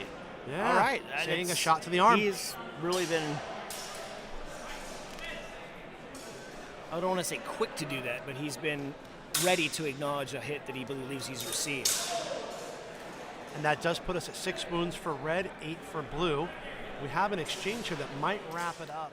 One judge wanting to give points to red. And that is match red, 6-9. Jordan finishing it out. Nice. But Klaus almost looking as happy to lose as Jordan is to win. Well, I think clearly they must know each other, or at least like one another. At least enjoyed fighting each other. Well, and I can see that. I met some of my best friends in the ring. First time I met Connor Wood Oh, was yeah. at the end of my sword. Yeah. He didn't know me, and he came rushing down on me and landed onto my sword, damn near bent it in half. And we've been fast friends ever since. Yeah. Although No. it was funny, I had a really good match against him, and I had my way. He didn't care for that because he didn't know who I was. Ended up finding my student Caleb Schweitzer next, Oh, yeah. and took out all his aggression on him. And poor Caleb didn't deserve what he got, but he got it. No, I think the last time I actually fenced Longsword, which was, again, dinosaur ages ago, was against Caleb. And I think I parried the first couple shots, but the last 10 landed with authority. Yep. All right, folks, so that's going to wrap up that pool. We're going to go ahead and take a short break here, but good or bad, we'll be back shortly. Jim Correct. Emmons and Brent Lamble signing out. Bye.